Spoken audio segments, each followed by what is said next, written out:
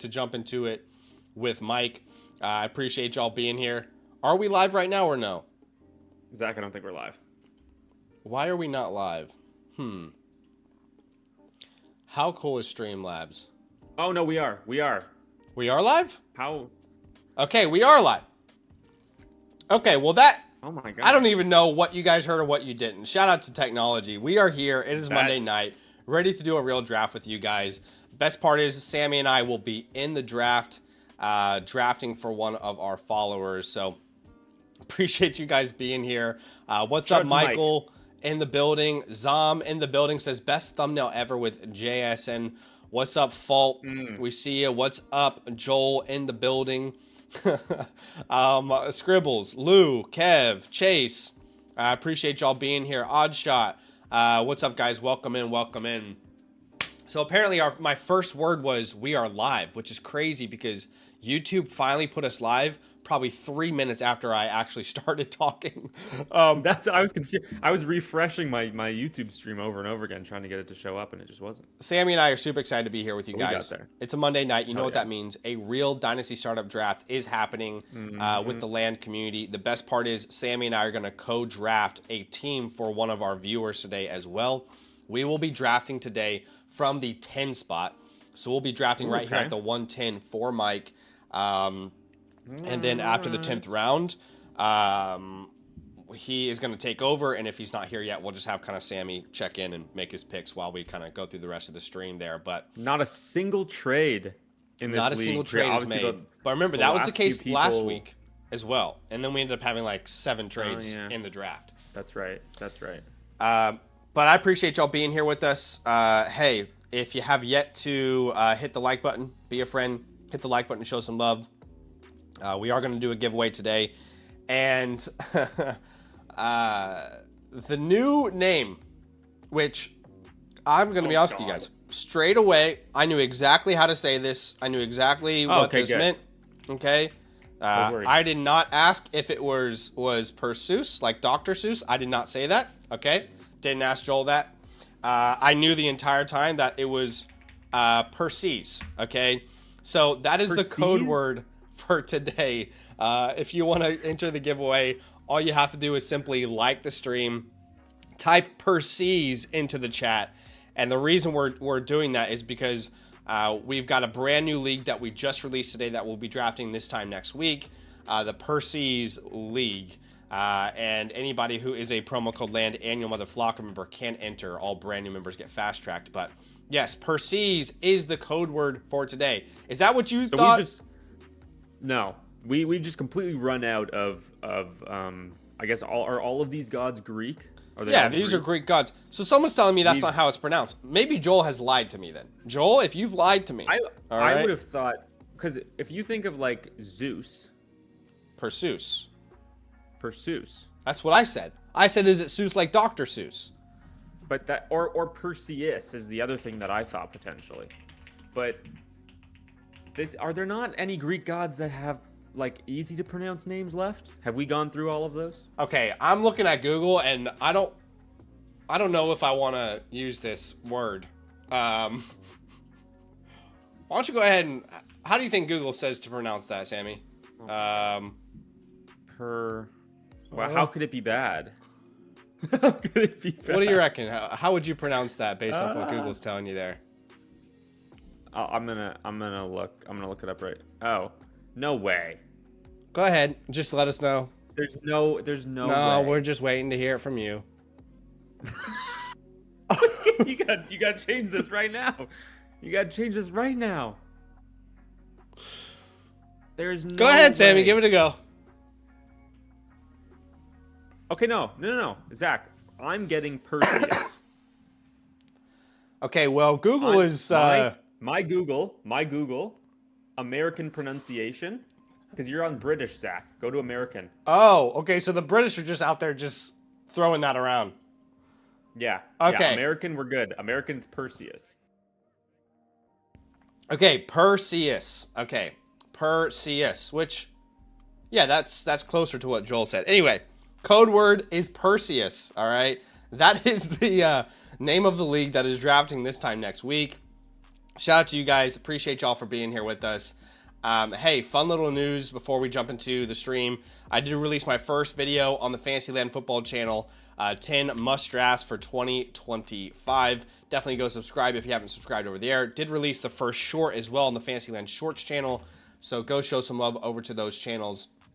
Really excited as we get deeper and deeper into the 2026 NFL draft or NFL fantasy football offseason. Okay. Why don't we go ahead, now that there is no longer a countdown, we're going to start this. Now, this is a 10-team super flex, 0.55 tight end premium. Sorry, 12-team, start 10 is what I meant to say there. And yeah, so super flex, 0.5 tight end premium. Sammy and I are going to be drafting from the 10 spot, a real league with the land community. We're going to go ahead and get this thing popped off here with Tubza at the 101. And let me just say to anybody drafting, myself and Sammy, we're an open book. If you got a trade you want to send us, okay? If you've got some idea you want to explore, you know, we're here. But obviously, it's going to have to be a reasonable move. Yeah, but you know, throw it in the chat if you want. Yeah. Right. Just be like, hey guys, what do you think about this? We'll come back with our answer here. I'm so pumped. This was so much fun last week. Yeah, it was. And we're gonna have an absolute blast again tonight, I'm sure. Someone said Zach Evans 101. Do you want to explain Cinnamon just real quick for people? Yeah. So we're breaking rules already here, talking about Zach Evans, who's definitely getting drafted, by the way. Of course. Yeah, so basically we just don't want the draft, our draft, anybody else's draft to be affected by what we say or what goes on in the chat at all. So if you see a player falling, you think they should have been drafted already, you can't believe they're still on the board, just keep that to yourself until they do come off the board, and then we will be more than happy to talk about them. The ADPs, like on Sleeper, are still a little bit all over the place, and people are going to have much different values than that, and so we don't want to we don't want anybody to miss out on a falling value because somebody was alerted to something in the chat. Yes, exactly. You know, I do feel like we shout out to Macy in the chat, 114 days until kickoff, excuse me. Can't wait. I do feel like we kind of brushed over this quite quickly though. I mean, someone explained to me how the British are just out here, you know. I mean, technically they don't really say. Wait 1 second, Sammy. Like, I think you can listen to this, right? So hold on. Okay, so I might just take a second and actually let's listen. Let's just hear what they. I need to put my volume. There we go. Perseus. Okay, so there's definitely an R in what she's saying. There's 100% an R there. Yeah, it's a purr. It's not a Perseus. Let's listen one more time. Perseus. 100% an R there. Google is just crashing out on us, purposely trying to make us slip. And honestly, I don't really appreciate that from a global company. There needs to be a little more transparency across the board. How dare they? Okay, Josh Allen off the board, then Jahmyr Gibbs.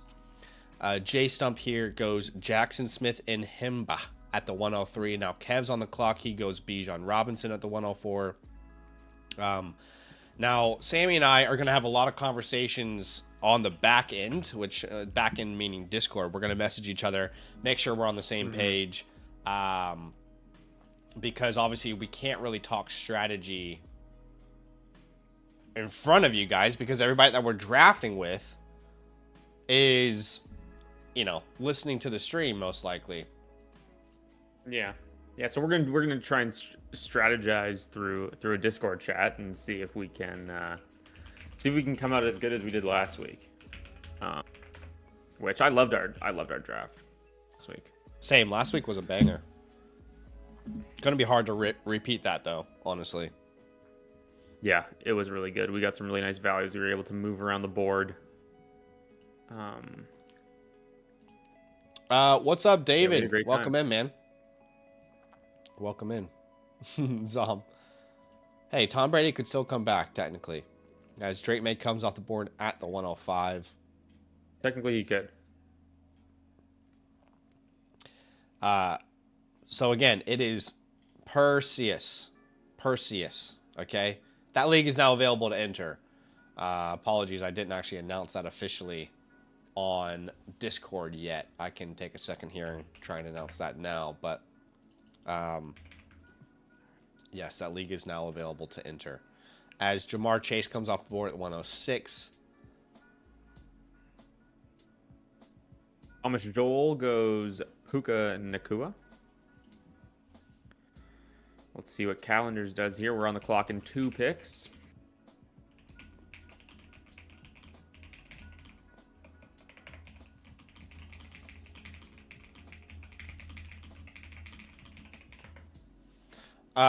Okay.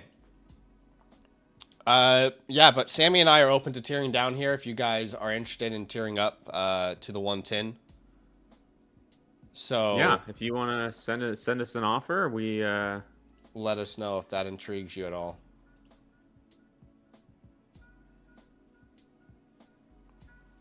Perseus. Not gonna lie, Google almost caught me lacking there a little bit.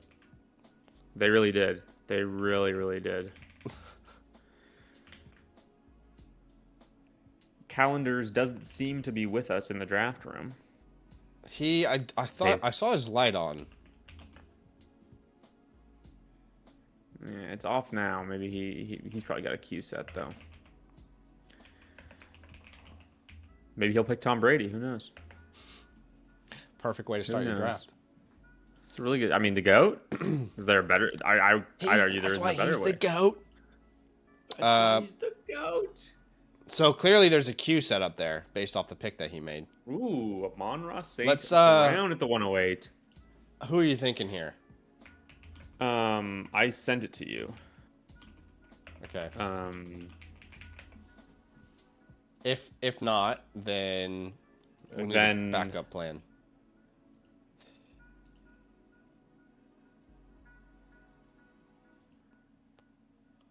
I'm trying to think of what that means.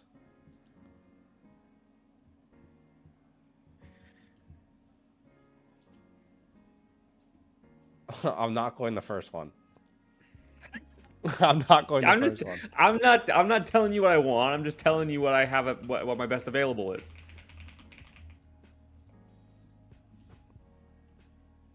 Yeah, I like that. I don't love it. Oh, wow. Okay. Okay. Wow, Zach. Well, I mean, this is Michael, are you at all interested in trading up one spot here? It would have to blow me away, honestly, Zach. Yeah. But... Okay, let's not overcomplicate this. Michael, we're open to a trade down if you want to take advantage of this value, but we are going to take Unk off the board here. Jaden Daniels is going to be our pick. So we'll grab him here at the 110. Just a wild value still, in my opinion. I can't get over it. Yeah. It's, we might end up with egg on our face with this, Zach. Like, but I really don't think that... I just don't think we will. I just think we're so overreacting to an injured season. Mm-hmm. I agree. And yeah, 110 value, phenomenal for me. So we're really happy with that. I've felt like it's been an overreaction for a hot minute. Yeah. So I'm right there with you. Cool Man says, I've heard so many different takes about Unk. Yeah. Really, the only thing that's stopping him from returning value here is if he stays healthy or not. I'm going to send some options for the 203 here, Zach. Okay. Oh, my camera. Man, why does anybody know much about streaming? I know I stream every day, but why does my camera freaking do that every time, dude? Zom says, interesting to me to see Jaden in land leagues in the first, as other communities I see him go mid-second. Yeah. Yeah, it's interesting. Land League ADP, which I updated, by the way, for Dynasty rookie drafts. If you guys haven't had a chance to have a look at that, we've now got eight real drafts for Dynasty rookie ADP. And consensus has Jadarian Price at the 106, but you can see each draft where he was selected. And Jeremiah has obviously been the 101 in every draft we've done. Mendoza is the widest range of outcomes. You and I have talked about that, and you made a good call there. He goes as high as 2 and as low as 6 in leagues. I remember Jonah Coleman went as high as 7 in one of our drafts. So there's some real draft ADP there if anybody's interested. I updated that recently. I'll update the startup draft ADP. I had a nice little feature where you can see like where the post NFL draft lines are. So I think that's helpful. Oh, that is interesting. Yeah. Yeah. I like that. And by the way, there's so many feature. public leagues. People are really using this public league section now. I didn't know if this was going to take off. A lot of people requested it, but I mean, people are submitting leagues that they want to fill, and people are filling these leagues as well. So nice. It's been kind of cool to see. All right, we are on the clock. So Neighbors, Genty, Love, Achan all come off the board. And dude, what are you thinking? So I sent you where I'm at. Do we go like the opposite of what everyone else is doing? I don't. You think it's a bad idea? Here, I'll tell you why.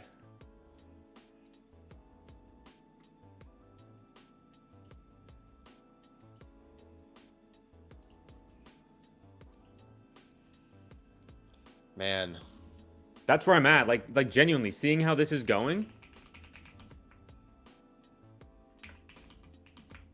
Like, I agree with you. I completely agree with you. Yeah. So between those two, I'm fine. Why don't you just say which one you prefer? I mean, I obviously prefer Hampton. Okay, we're gonna grab a Marion Hampton here at the 203. At least I didn't have to say it. At least I didn't have to argue for him ahead of like Genty. Yeah, that would have been interesting because I probably would have. I would have just conceded and taken Genty. Zach, it's actually funny. So my top 40 running back video came out today, and I was finally like, I said in the video, I was like, all offseason I felt like I've had to talk down on Ashton Genty because I like Marion Hampton more, and I said I'm done. I'm not doing it anymore. And then you finally. So I just said really nice things about Hampton, and then I said really nice things about Genty, and that was it. Yeah, you can like both. Exactly. You can like both. Exactly. It's like when people try and tell me to choose between Luther Burden and Roma Dunze. I'm like, I'll just have both of them. And that is Code Cinnamon. I apologize, but let's be real. Neither of those guys are going to round 2. And if they, you never know. I like Luther Burden quite a bit. I'd take him at the 204. Yeah. I made a trade for Luther Burden today.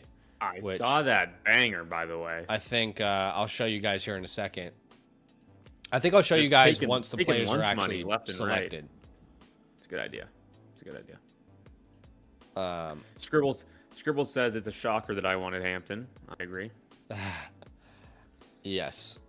I will have a conversation about another player I was considering here when they are drafted. Oh my gosh. See what goes Joe Burrow to pair with Brock Bowers. Someone tell me I'm crazy. Lamar Jackson at the 206 is like insane. Gets Lamar Jackson at the 206. So that's the guy that me and Zach were talking about. He's my 10th overall player.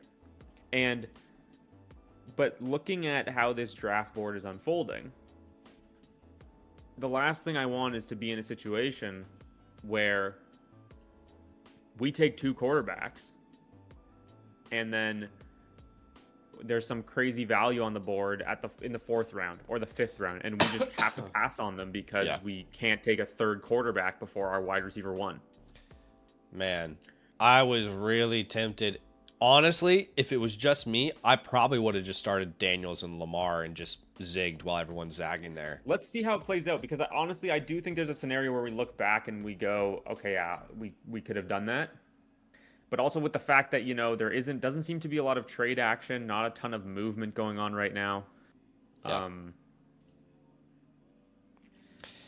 Guys, appreciate y'all being here with us. If you didn't hear, I just dropped a brand new land league that we'll be drafting this time next week.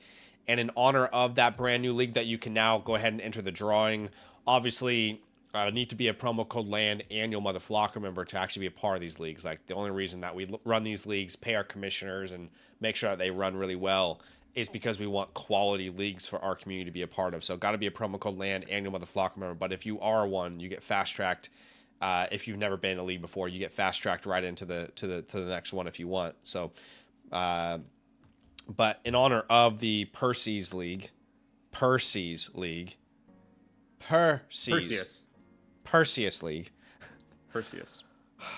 God, Joel, this is going to be a nightmare.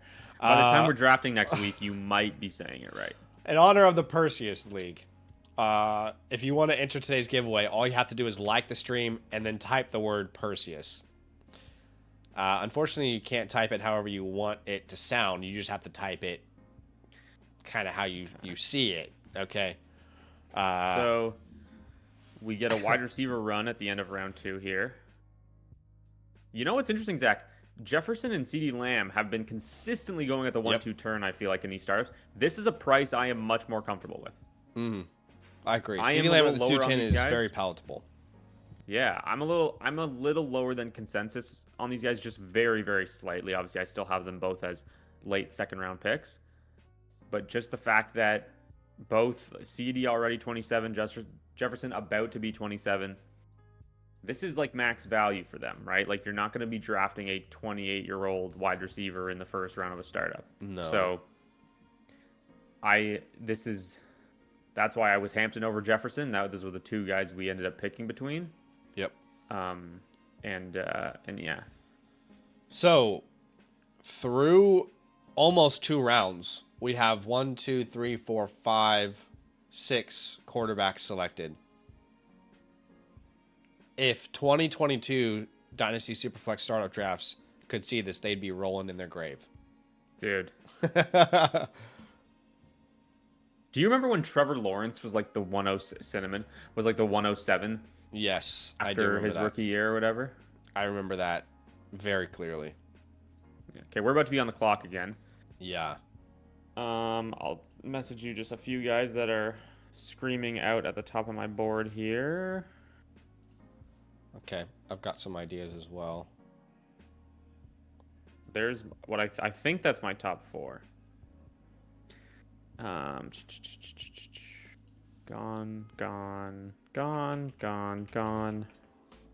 Available. Yeah.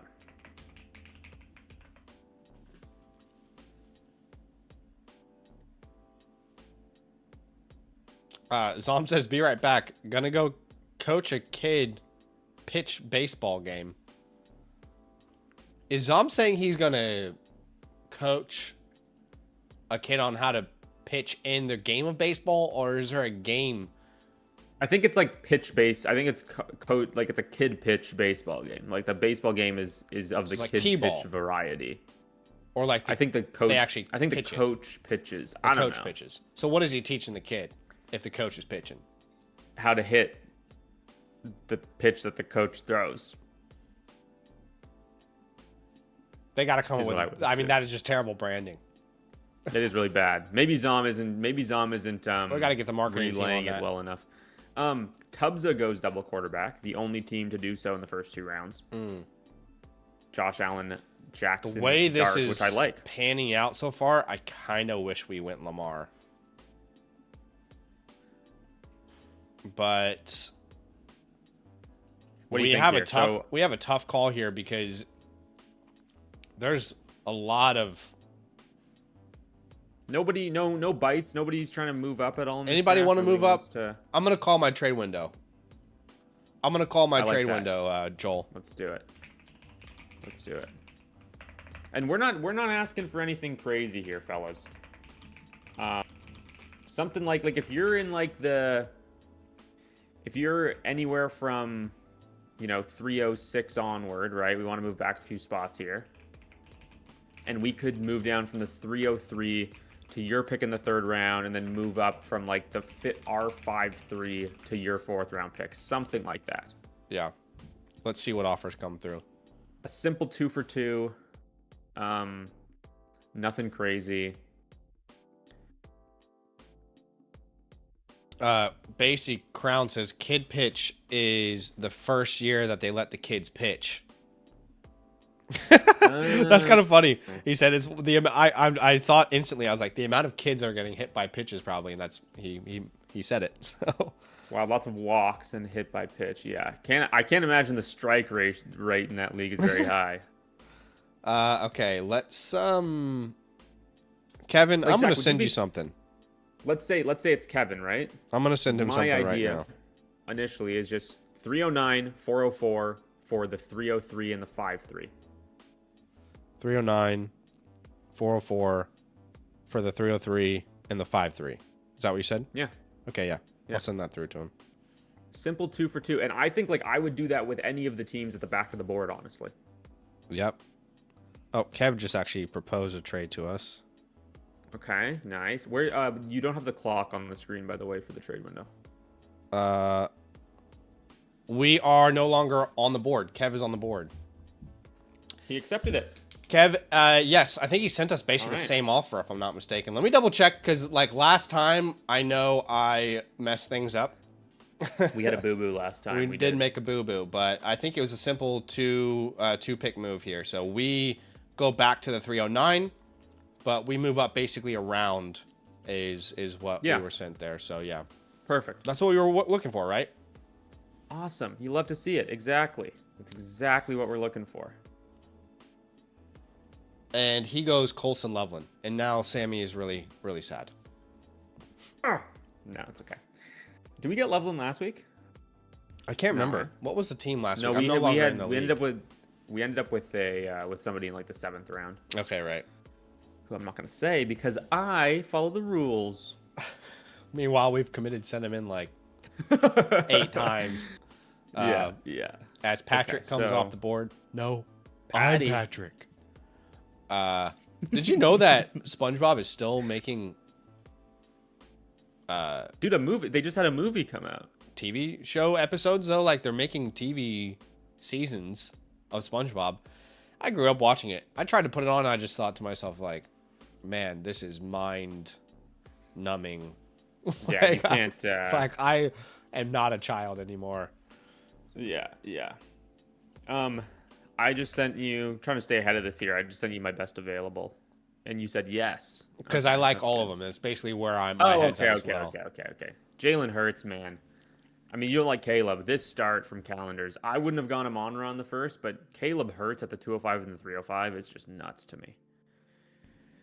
I don't think Caleb at the 205 is crazy, but I think Hurts at the 305 is really good value. To me, what's craziest in this draft so far is Lamar at the 206. That's what I think is the craziest. Yeah. It's a phenomenal value for sure. People are scared. This is the thing. One year sample sizes, and if Lamar Jackson is healthy, I could easily see him finish quarterback 1 this year. Like genuinely. Oh, 100%. I mean, 100%. I know that's not like a revelation to anybody here, but if you go and you do any sort of projections, tell me how he's not, if he stays healthy, the quarterback 2 at worst. Like I don't know. I really don't know how that doesn't happen this year. It's like the worry of like a breakdown of, health because of wow. James Cook, Chase Brown off the board. Joel says he got sniped. He wanted to do by the way, Lamar Hurts. Willing I'm just going to tell everyone, willing to move back again. Yeah, absolutely. Absolutely we are. Even just a few spots for a little bit of value later in the draft, we're very happy with that. Pickens comes off the board. So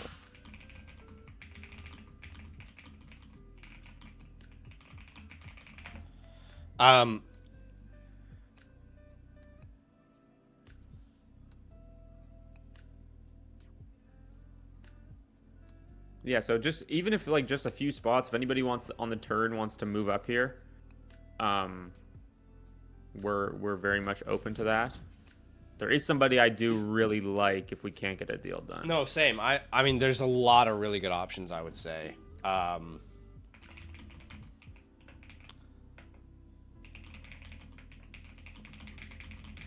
Yeah. That is a tough one. Because if the answer is yes there, problem is look at team 2 and 3. Yeah, exactly. I have no idea what's going to happen there. Okay, I don't think we're going to get a deal done. No.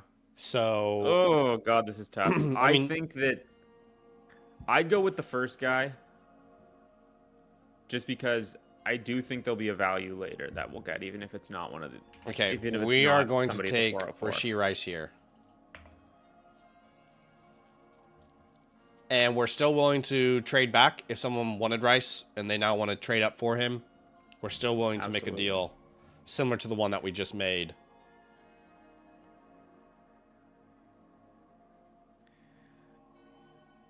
Absolutely.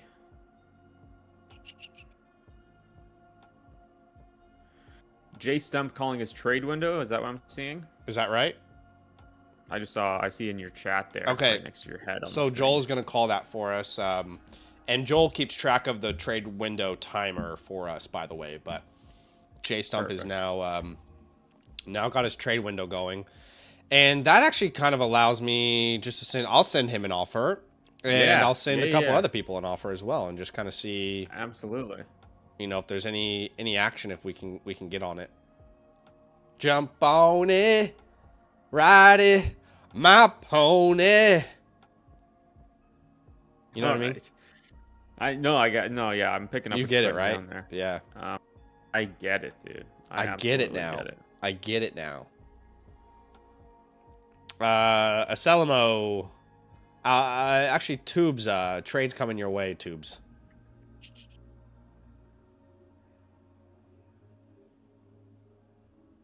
So... I'm trying to think. We're going to get a good player at the 404. Yes, we are.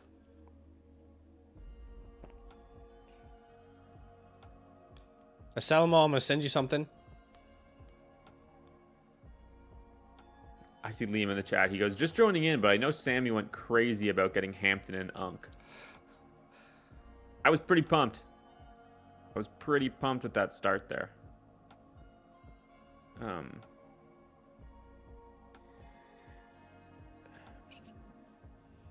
Anyway, we're open to trades. I've sent a couple out, but no pressure either way. As always. Jay Stump looking to... And Sammy, I just want to take a quick little second here. And to anybody watching either live now or later, I just want to apologize that we are actively trying to get as many trades done as possible. You know, I just want to go out there and just... I know some people have in the past said, wow, you're really trying to trade a lot. I can't believe you're sending so many trades. Clearly no one wants to trade with you. I just want to say I'm sorry in advance. We probably will send as many trades as we can to get the best possible team we can get. So I apologize in advance if that upsets anybody. Exactly. Yeah, we have a lot of audacity, unfortunately. We have no shame. We have no morals. We just do whatever we want. Is that the trade window concluded? Okay, window closed. Jay Stump has an offer in his inbox. Jay Stump starts his draft at JSN CeeDee Lamb.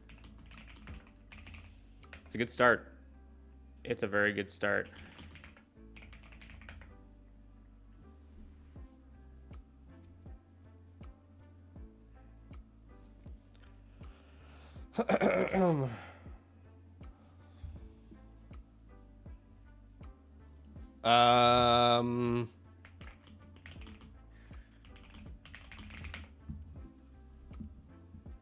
Okay, interesting.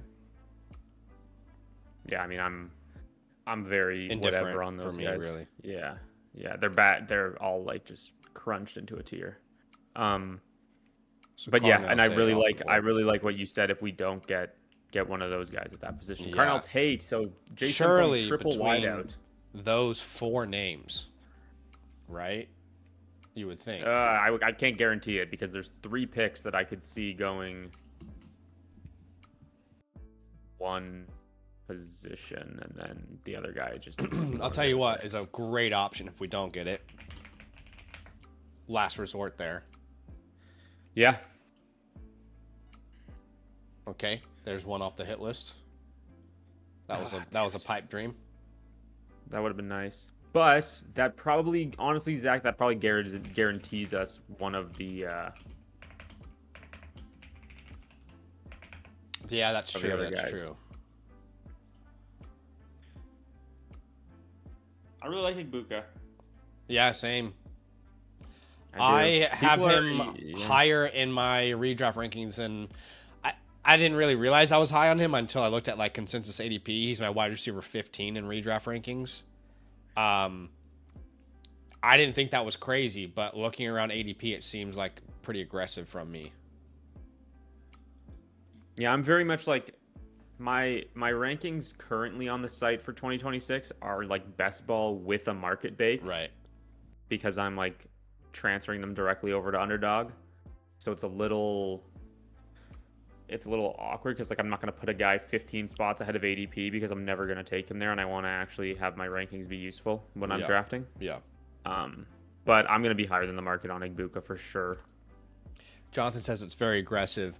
Yeah, I'm trying to remember what is the consensus right now. I think it's like wide receiver 21 or something. Is that right? I can get it for you, and I'll get it for you in 2 seconds. Jonathan, I think there's a lot of Ibuka. context there that you're missing as well. Like to say that he was mediocre second half of the year completely, and not including any the context of his hamstring injury, I think is a disservice to what. And he the was able to entire accomplish. offense being hurt. Yeah. So he's wide receiver 19. Okay, 19. On Underdog drafts right now. I have him projected at 16. Okay. Trade window for Aselmo here. Okay. But Aselmo, if you want to trade up to the 309, we're still open. If you want to send us an offer here.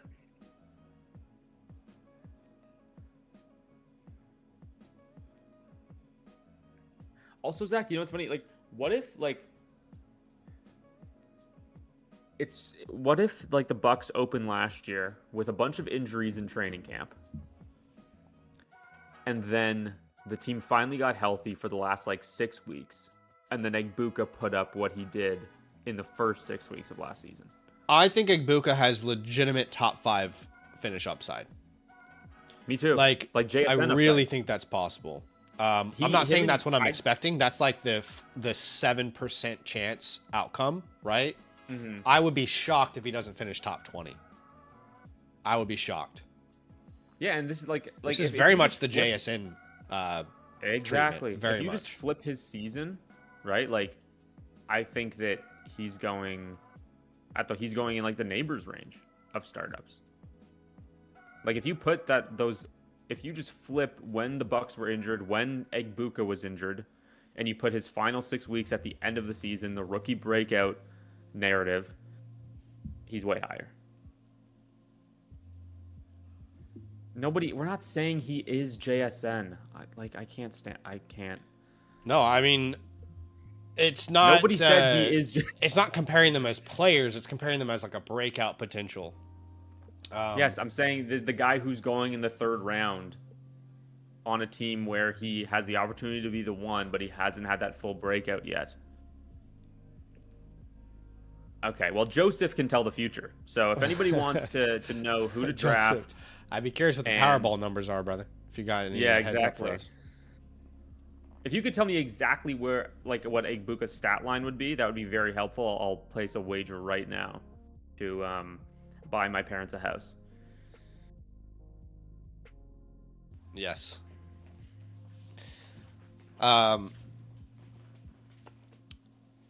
Yeah, I think there's a very good chance that Ibuka has a big breakout season.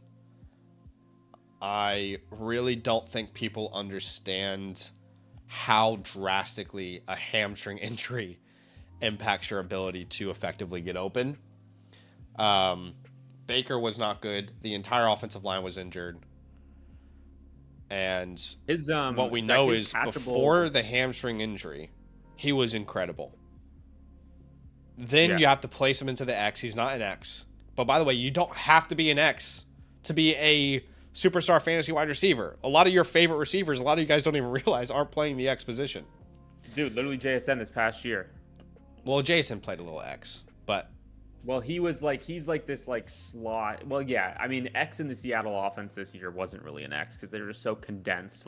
Hardly anybody's playing on the boundary. Yeah. But Ibuka last year, Zach, 57% catchable target rate Yeah. Which was the absolute worst of any wide receiver in the top 15 in targets, worse than Justin Jefferson. Like his catchable target rate. That's not very Baker Mayfield like. He's going to get a lot more layups, by the way. A lot more layups in this offense. The entire offense was hurt. Baker even was hurt towards the end of the year. He had that shoulder issue. And also, I think it goes a little under discussed how Egbuka out the gate, like in training camp, okay, he's the wide receiver 3, right? He doesn't have to hold like the whole offense on his shoulders, like immediately out the gate, right? Like a Tyrell McMillan has to. And then immediately, Chris Godwin gets hurt, and then Mike Evans goes out, and then all of a sudden he's thrust into this wide receiver 1 role that he like did not play at all in camp.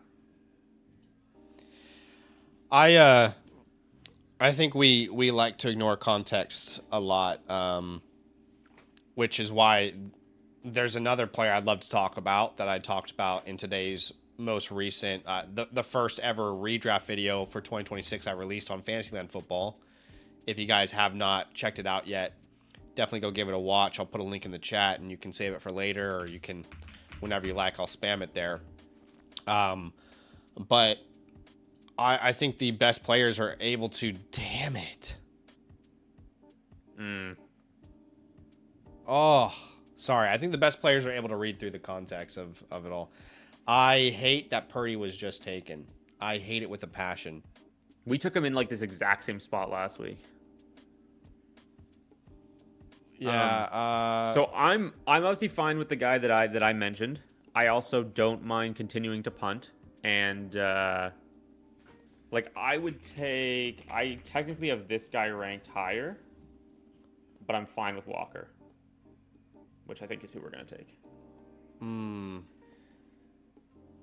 Yeah. And if you change your mind, I apologize that I cinnamoned.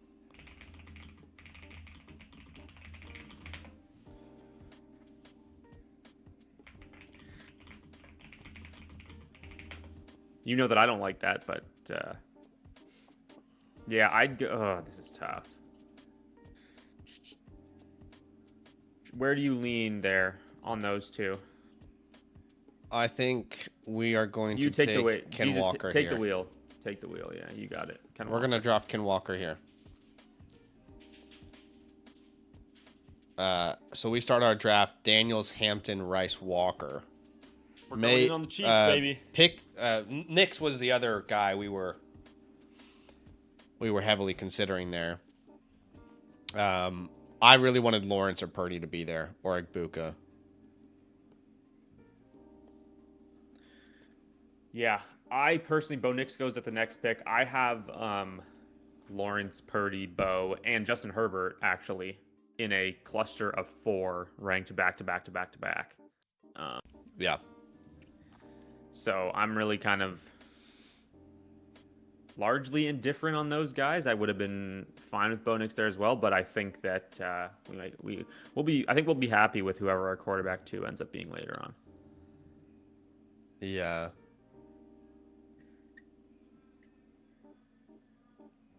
Man, I guess I'm gonna be a big Egbuka guy in redraft season this year compared to. That'll be fun for you and I to just create a little echo chamber. Some of the chat is saying here. To me, he's the most obvious like potential big breakout. Him, another guy in Los Angeles, a guy in Chicago. A couple guys in Chicago, yeah. There's just so many. There's only a group of like 10 names that I think could be a real superstar top 12 breakout. He's on that list. And that's what you're trying to find, right? Like you're trying to find the JSN, right? You're trying to find the George Pickens, these guys that are going in the middle rounds who can end up having a top 5 finish. Yeah. And like Emeka Egbuka on Underdog, for example, which is like the only place you can look right now, right? He's going right behind Garrett Wilson. Respectfully, I just don't think that offense is. Maybe Garrett Wilson's a bad example. Wilson's hard. He is hard. But, like, Zay Flowers right ahead of him. Like, you and I talked about Zay Flowers yesterday. That's cinnamon there. Oh, shit. Okay, yeah. I was fine with Garrett Wilson because he was off the board, and then I didn't check for the next guy. Where's Olave going compared to Egbuka? Because even if you don't want to say that Egbuka has JSN upside in year 2, like, let's not get too focused on like the semantics. Like, we're on the clock, there's a good chance that he's not. Oh, we are on the board. Okay, let's make a pick here then. Keep in mind we have no pick in the 5th round, Sammy. Oh my God, the other guy I wanted is on the board. Yes, he is. So you want to go? Let's look at the there, whole or picture. Keep in mind. What I want to do.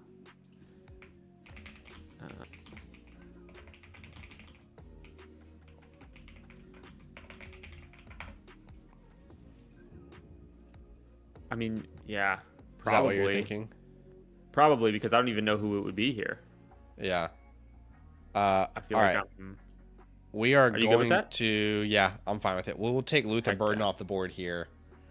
Love that. This is very much a Land and Sammy team so far. It should be.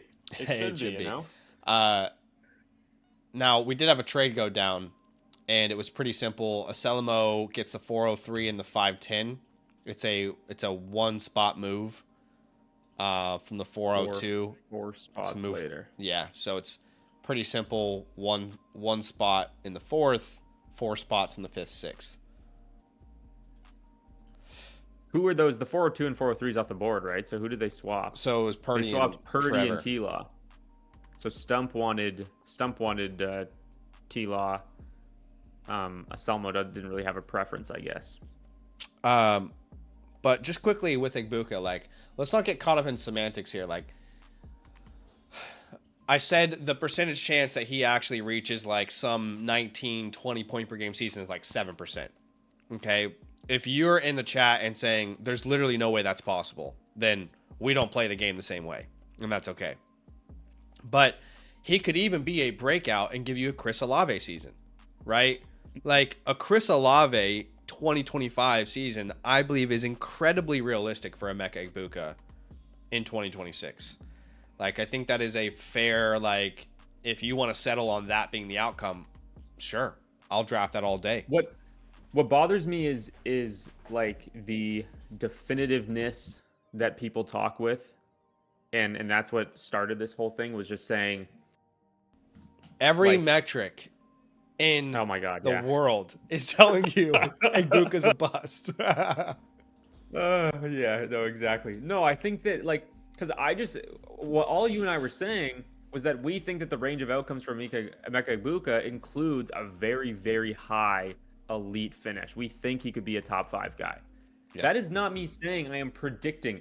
I'm still going to draft him in like the 3rd round because I can't, or the 4th round because I can't say that I know that is going to happen. But then when somebody comes back at me and says that is never going to happen, Emeka Egbuka will never finish as a top 5 wide receiver. It's like, I can't even argue with you because you genuinely believe that is a certainty when you cannot possibly know that is a certainty. The most likely outcome is no, he doesn't finish as a top 5 receiver. Of right? course. And that's really hard to do. When we're drafting, we're trying to identify those guys. I mean, please find me one person last year who was creating content and telling you that Egbuka was going to finish as, or Jason was going to finish as a wide receiver 1. If I told you this time last year, JSN is going to outscore Justin Jefferson by more than 5 points per game, you would say you're an actual idiot, Zach. Okay. Exactly. This comment, and Joseph is the one who kind of started this thing, just saying that no, there's no way he's JSN, whatever. He just said, assuming all stay healthy, who does he finish above? JSN, Chase, Puka, well, I think that's Neighbors, exactly whatever. why I just said what I said about JSN last year, right? I think that's a perfect example there. I can almost guarantee there is a comment in somebody's stream or on somebody's video somewhere where they were hyping up JSN, where somebody commented, how could he possibly finish above Chase, Puka, Amon-Ra, Malik Neighbors, Justin Jefferson, CeeDee Lamb? And then he did. Yeah. And again, then he did. I'll just say, like Joseph, we're on the same page that it's unlikely he finishes above the names that you just mentioned.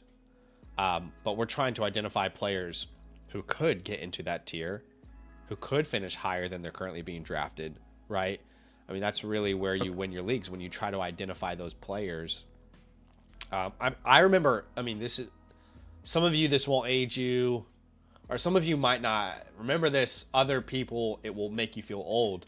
I remember Chris Godwin's breakout season. I wasn't even covering fantasy football yet. And I remember him being my pick that year, and I had him in all my home redraft leagues. And, like, could you imagine, this was 2019. Mm-hmm. Could you imagine in 2018 when Chris Godwin came off an 11.5 point per game season, me telling you, oh, yeah, he'll actually finish with the most points per game in 2019? It's just like, you know, you're trying to identify these guys that have the chance to break out. I mean, me drafting Chris Godwin in 2024 in the Flock League was a big reason why I ended up as the 1 seed. You're trying to identify the guys who are not being drafted in the top 12, in the top 10, in the top 5, that have a real pathway, and you can rationalize what that pathway actually is to finish in said top 5, 10, 12, right? So,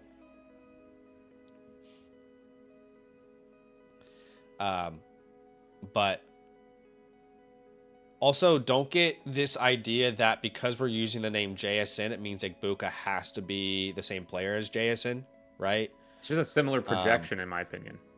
He's going to play a lot of Z, and I could see that so many layups, so much yak. I could really see him having like, it would not at all surprise me if he starts the year 19 points per game through the first 5 weeks, you know. Yeah, no, I completely agree with you. And I think that I would, and this isn't only about Joseph, but I think that I would caution anybody on saying things like, this is what I think and this is what's going to happen, and I'm not going to open my mind to any other possibility, period, send. Like, yeah. That is the thing where I'm like be open that your priors could possibly at any point be wrong. Yeah, you get humbled pretty quickly when you're in the fantasy space, because when you're right, nobody gives you props, and when you're wrong, everyone reminds you. So I'm very careful with the terminology that I use, but, you know, it's just... And speaking definitively, you're just not going to get very far, because you're going to, like, miss out on I know some people who who speak definitively in the fantasy space who cover content. Actually, I'm not going to be a hater. Never mind. All I'm going to say is, like... No. Not gonna do it. It's nobody that I know personally, by the way. Okay. Yeah. There's just... I see it all over X though. Like, that's a lot of the X stuff that gets worst. interactions, right? That's the stuff that gets all of the interactions. Look, and Dan, I want to bring up what Dan just said right here. I will give Sammy all the props in the world if BTJ goes wild this season, right? I feel very strongly about Brian Thomas Jr. Okay? Does that mean I'm going to draft him in the 3rd round when his ADP's in the 5th? No. No, it's not. I would never do that, because I have to open myself up to the fact that I could be wrong and there is some risk baked in here. No, bro. You're right. Don't worry. This is your year. I think that I am. I think that I am right. And that's why I am pushing, and that's why I am talking about him all the time and all this kind of stuff. But then this is the thing. And then somebody in the chat goes, Brian Thomas Jr. won't be the best receiver on his team. Brother, let me know what the Powerball numbers are, because you are just leaving. No, well, it's actually, Sammy, what you don't realize, and I hate to be the one to break this to you, is LeBobin actually is a psychic. This is verified. He actually does know the future. So, so who will it be then? I would like to know who it will be. Watch. I bet you. You know what? You know what? LeBobin, because you could maybe save Sammy from a lot of pain and agony. He's going to say. He says Cinnamon. Well, yeah, because none of the other ones have been drafted. I bet you know what? I don't even care. I'll break Cinnamon for this. I bet you he's going to say freaking Parker Washington, and I'm going to know everything I need to know. You know what? I don't even mind who it is because Parker Washington was one of my favorite sleepers in that class. So if he actually ends up having an incredible career, it would be another nice little tick on my belt. So I'm fine with that. Honestly, Zach, based on what he did last season, he's a hit on a 4th-round rookie pick. Yes, 100%. He doesn't need to do anything else. No, absolutely. He says, "Yup, yeah, he's a Parker Washington guy." How am I just good at this? Am I just good at this? Yeah, you're not bad. Predictable. Okay, so anything in the 5th round that surprised you? You know what? We can actually finally talk about the trade that I made today. I didn't want to commit code cinnamon, but I made this trade in the India League, which is actually drafting next. That is our next draft. And I hated my team. I've been a very big Jordan Love hater for a long time. I don't understand why he's valued the way he is. A lot of people are going to say that I undersold him here, which is fine if that's your opinion. That's insane. But look, I just believe a guy who's averaged under 16 points per game in back-to-back years, a guy who's attached to an offense that loves to run the ball, that has a good defense, that doesn't really want you to air it out that much. That's how they win games. I'm not that interested. And look, I could be wrong. Like this is the year Jordan Love throws for 45 touchdowns and I'm an idiot. But I would have rather in a team that's rebuilding, built around a prospect that I genuinely truly love and I see like true star potential, then hope that Jordan Love retains his value as I'm going through this rebuild. So was a super flex league, went ahead and made that trade today, which I honestly think it's a quite fair trade because Jordan Love is more of a guarantee in a super flex league. But for sure, but a guarantee to be what? Guarantee to be a 16 in points per game. Exactly. Like at worst, he's going to be a quarterback 2. But Scribbles is spreading misinformation in the chat, by the way. I am not a big Jordan Love guy at all. Is he rage bait? He might be rage baiting me. So we got what 5-6 picks until we're back on the clock here. Yes, we do. Let me put together a little top. However, Travis, that's actually a pretty good a good way to look at it. It says I'd rather be late to the Jordan Love hype than early to it. To me, it's funny because I remember telling people to aggressively buy Jordan Love. Does anybody remember this? Like OGs on the channel, when Aaron Rodgers won the MVP. I mean, aggressively asking people to send their late second for Jordan Love, please, in Superflex leagues. And that year, the first year that Jordan Love started, I mean, we ran the streets. The streets were paved in gold. And we made a huge return on that investment.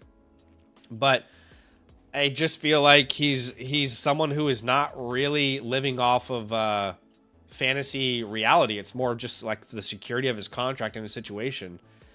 That first year, 18 points per game. And since then, you know, he's been a good NFL quarterback. It's just been very... I think that it's not been very useful for fantasy, so... Even if he snipes like a 35 passing touchdown season, which he obviously could do, like that could happen, just based off like variance of a single season sample size. Like I just don't think it's ever going to be consistent because, like you said, like Matt LaFleur loves nothing more than to show all of his buddies that he can run the ball as much as he wants. A lot of people are asking about Bucky Irving. I agree with McNo Cups ever here in the sense of, you know, Chase Brown at the 307 is tough to digest when Bucky goes at the 604. A little bit, yeah. We don't know if either of them have long-term deals in the offenses that they're a part of. We do know, and this is why Chase Brown's going to go ahead in every draft, that Chase Brown will be the unquestioned guy this year. Like, on a touches per game perspective, you would anticipate Chase Brown definitely getting more of those opportunities than Bucky Irving. But I think Bucky in the 6 is a fair bet to make. It's a really good value, I think. I think there's a chance that he becomes a nice buy. I think, you know, in my opinion, you don't go from one of the most dominant through contact seasons ever as a rookie, and then in year 2 completely fall off the map in that perspective and it's not at all attributed to an injury or the offensive line, you know. So that's just my opinion on it. But I do think I would have gone Javonte over him. Probably would have gone. Zach, your sleeper clock is going a little wild with the. It keeps on going like times up randomly. Do you want to just give it a refresh? Make sure we're not. Yeah, on the let's see.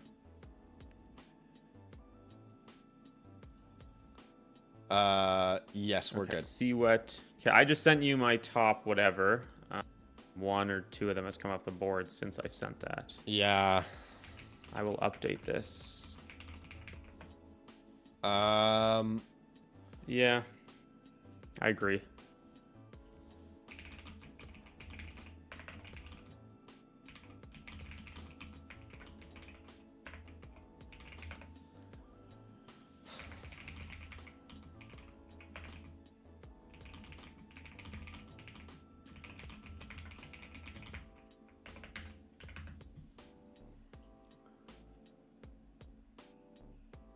Oh, I don't know the answer to that, Sammy.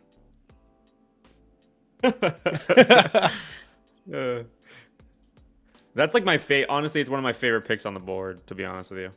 Like, I'm just so high on the situation. But I'm fine going off of it because I don't think it's based on like ADP. It's not. I'll tell you who I would probably go here personally. Yeah, I don't mind it. It's pretty heavy in one direction for us, but I don't mind that. Are you down to clown? I'm down to clown. It's last in a tier for me. Yeah. I think we could get one of the other two at the next pick, or if not, the guy you talked about, or maybe I talked you into the one I mentioned. So I'm good with that. All right, we're gonna take Cam Scottaboo off the board here. I agree with pretty much everything you said there. That he's kind of the end of a tier. Like I think Travis Etienne and Josh Jacobs are in the tier below, personally. Yeah, I would take Scottaboo over Jacobs and Etienne as well. Like I have Scottaboo in the Bucky, Price, Kyron, Judkins tier. For me, it's Kyron, Bucky, Javonte, Travion, Scat, Quinshawn, CMC.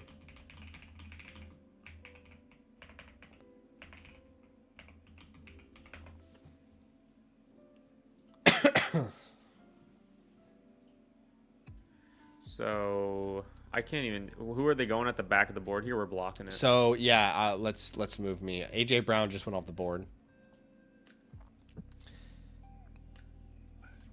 and now Mouse in the house is on the clock. Mouse in the house. I think I know what Zach's I want to do camera with this today. next pick. Zach's camera today again? just said you're not doing it today. You're not having a good you're not having a good day today. What in the world? I mean, maybe I should buy a better what do you call it? Like the card that lets you stream.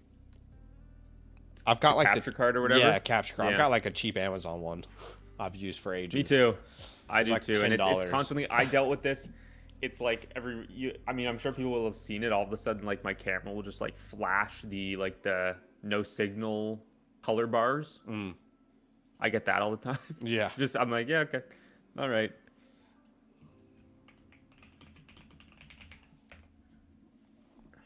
That's where I'm leaning. Yeah. With this next one. I'm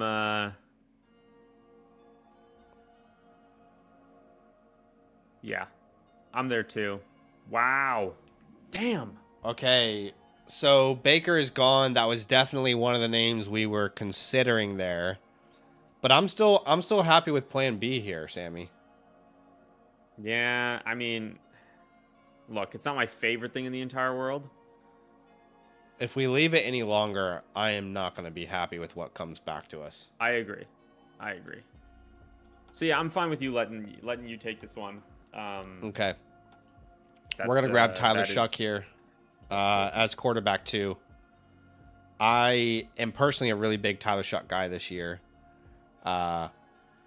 I was just so impressed. You know, you can hear all the stories about how the franchise and the GM and the front office were like, yeah, we knew. You know, we just knew. And that's all fine and dandy. I feel like most GMs are going to speak pretty positively about the pick that they make. But what Tyler was able to accomplish, in my opinion, the first year under Kellen Moore was just so wildly impressive. I know I like to do this all the time, but, you know, we did the same thing with Bo Nix in his rookie year. And, excuse me, let's give Tyler Shuck his first 2 starts. All right. And let's just look at what he was capable of from week 10 to week 18, which is a huge sample size. You know, I know it's not always going to work from one year to the next, but we all love Jackson Dart, right? We all know, you know, where Trevor Lawrence is going in drafts and Brock Purdy, Bo Nix.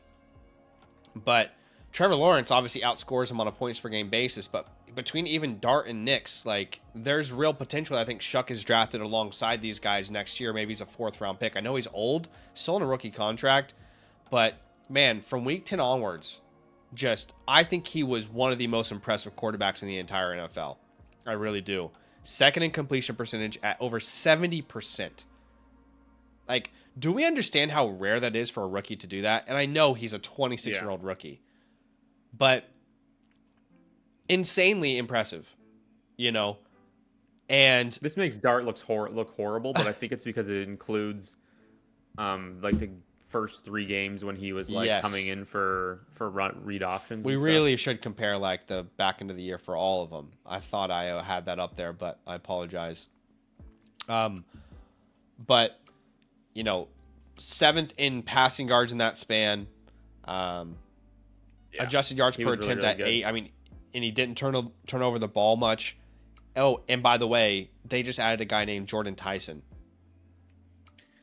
Yeah, they seem committed, and Travis Etienne should improve the running game as well. Yeah. Like, Kamara was completely busted last year, so I really felt like if we didn't go quarterback there, we would hate what would come back to us. You're right. So I personally, I'm taking Kyler over him, which I think that's going to be unpopular. I have Cam just ahead of him, just leaning on that draft capital and pedigree. Yeah. This feels low for Cam though. What's 7-6 his ADP on land leagues? That's a good question. I feel like he's been going a lot higher than this. On average, Cam Ward is the 703. Okay, so I'm tripping. But we've seen him go 68. Okay, that's not crazy. I think that I'm just really high on Kyler. That's all. Jameson Williams at the 710. Zach, I don't. Jameson's a great value there for Stump. He's my 52nd ranked player. 52nd. That's aggressive. I don't think it's crazy, but like every time I see that, like KC over him. Mick No Cups ever says Brandon Whedon walked so Shuck could run. I do think there is some concern here about like a heavy year 2 regression. He comes in halfway through the year. Nobody knows what this guy's about. Yeah. He shines like crazy. But the thing is, Zach, is that like he's not getting drafted in the 4th round of a startup. Yeah. Right? Like he's going in the 7th. Well, this is the thing. Mayfield. If Tyler Shuck, if you replace his name, and this is not meant to be disrespectful to Cam Ward, but if you were to replace those 2 names and how they performed last year, where's Cam Ward going? 3rd round? He's going easily, I think. Lawrence Purdy range? So it is very much about like what we perceive them as prospects coming out, but 100%. Do you think it's crazy to go Shuck over Ward? You have Ward over Shuck, don't you? I don't think I do, but it's close. Right. I do think Shuck gives you a little they're more. Quarterback 21 and 22 for me. They're in the same tier. They're back to back. Too, if I'm not mistaken. What's that? I think Shuck will give you a little more rushing appeal. I mean, it's not anything crazy, but I don't think either of them are going to be like have a weekly floor high enough for it to truly matter. But on the season, Shuck might have like 100 more yards. Sure, I can see that. But I think you're taking an upside shot with both. Can't wait to see Carnell Tate in Tennessee. They both got a lot of help, right? They both got top 10 wide receiver help in the first round. So, and I'm not like super bullish on Cam at all. I'm relatively cautious on him compared to the market. I gotta say, if I didn't go Shuck there at the 703, I was probably gonna push for Tootin. It's weird. Really? He either goes too high or too low. This is too low for me. I have Tootin's all over the place, man. Yeah. Look at his map has been crazy this year. Yeah, before free agency, he's in the hundreds, and then 68 immediately following free agency. Wild. And then he kind of falls back down. Yeah. Yeah, I probably got to move him up, honestly. He's a tough one just because we haven't you haven't seen it at all, right? Like you haven't even seen him like get a chance with the workload and what he was able to do with it. It's like it's a full-on complete projection. The tough part with Tootin is he wasn't bad, but he certainly wasn't sample, good but he wasn't in his efficient. small opportunities. Yeah. Exactly. And I just think, like, for me, I want to ignore what he did in a tiny sample as a backup. Like, for, like, a large part, I don't think that... I don't think it's completely... I'll say this. If the Broncos didn't re-sign J.K. Dobbins, I probably would ignore a lot for R.J. Harvey. You know? Sure. If all of a sudden he has all the opportunity in front of him, and you go, he sucked last year, but he has all this opportunity. But, yeah, exactly. Yeah. He has a chance to not suck. That's the thing. And Harvey got the opportunity. He was really inefficient, and he just scored a bunch of touchdowns. Mm-hmm.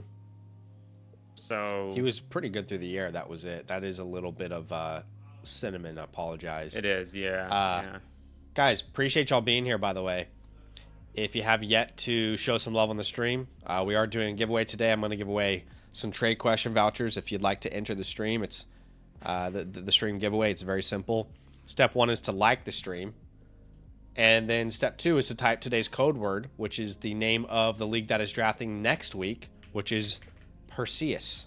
I said that right, didn't I? Perseus. That's the code word. Perseus. Pretty sure I said that right. This is the league that will be drafting next week. If you guys don't know, we do this every Monday, right? Every Monday we've got a real draft happening for the LAN community, a real league that you can be a part of. In fact, anybody who becomes a promo code LAN annual Mother Flocker member gets fast-tracked into a LAN league. So you can check out the website. I'll put a link in the chat for you guys. But obviously, when you sign up, if you're not a LAN member, just so you know, it's not going to really matter. You're going to have to be a LAN member to be eligible. These are specifically to kind of show some love to the community. DJ Moore would have been a fun pick there. We are about to be on the clock again here. Yep. Nobody I talked about before is still on the board, obviously. I have a pick I think is... Wait. Hit me with it. I've got two. That I like. Find my best available. Okay, there's my best available. Oof, never mind, I don't have two. I've got one that I really like, but I'm open to anything, honestly. Okay, Mike Evans goes. Those are my best two available. Yeah, the top one is exactly where I was going to go. That's where I was thinking. I mean, I will not. I'll bite your arm off for that at the 8-10, honestly, with our build. All right. Jordan Addison off the board at the 8-10. Now imagine we had the stack. Imagine if Kyler Murray instead. Honestly, look, if I knew he was going to get a 3-year contract or something, it'd be a lot easier to bank on him.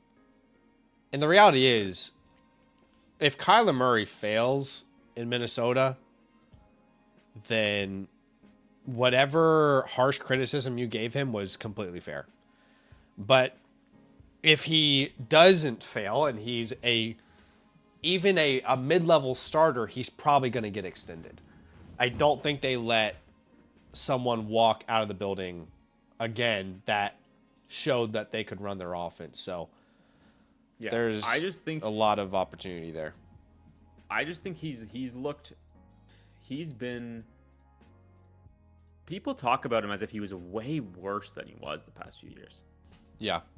Like, the dude wasn't unplayable as an NFL quarterback, and he was the quarterback 10 2 years ago.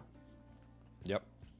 Like, we're not that far, or 2023. It's hard because he's not winning many games, and I think that's why people are feeling that way, because he didn't win many games. But obviously, you can contribute that not just to him, but to being a Cardinal.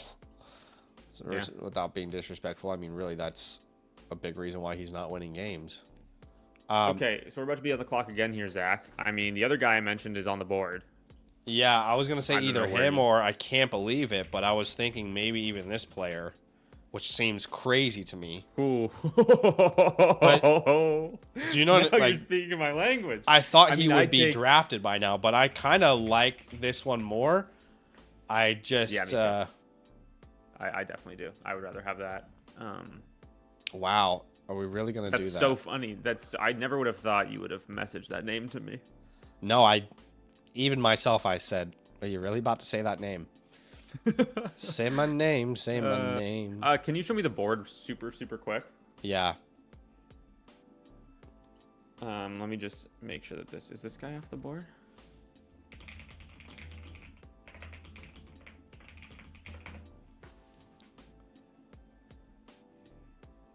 He's gone. Okay, then I'm going with our guy, the main guy. Okay, so we're gonna take an upside swing here. Reports have been really fun. I say fun sarcastically, but reports have been really fun to watch with Travis Hunter this entire offseason. We hear from the GM in January that they have a clear need at cornerback, so he's gonna play a little more cornerback. And then we have this report that everybody runs with that says from Adam Schefter, he's going to play more cornerback this year. By the way, the report never once said he won't play receiver or he'll play less receiver. And then the team comes out. People are asked about it. And then they're like, he's going to play a lot of receiver still. He's going to play a lot of receiver. We said that, yes, he's going to play more corner. Obviously, he's going to play more corner because we have a need at corner, and we drafted him to play corner. That does not have anything to do with what we plan to do with him at wide receiver. So if you don't think he can handle all those snaps, like, that's a perfectly fine take to have. I think in the 9th round, it's still worth that upside swing. Yeah. But the fact that they said, the plan has not changed at all. We want to play him as much as humanly possible is what they said. If I knew Travis Hunter was going to get 70% of the snaps each week, I'd probably draft him where A.J. Brown is going. We're probably ahead of Concepcion and Smith. Dude, if I knew he was playing 75% of the snaps, I don't think it's that different than Luther Burden. Right.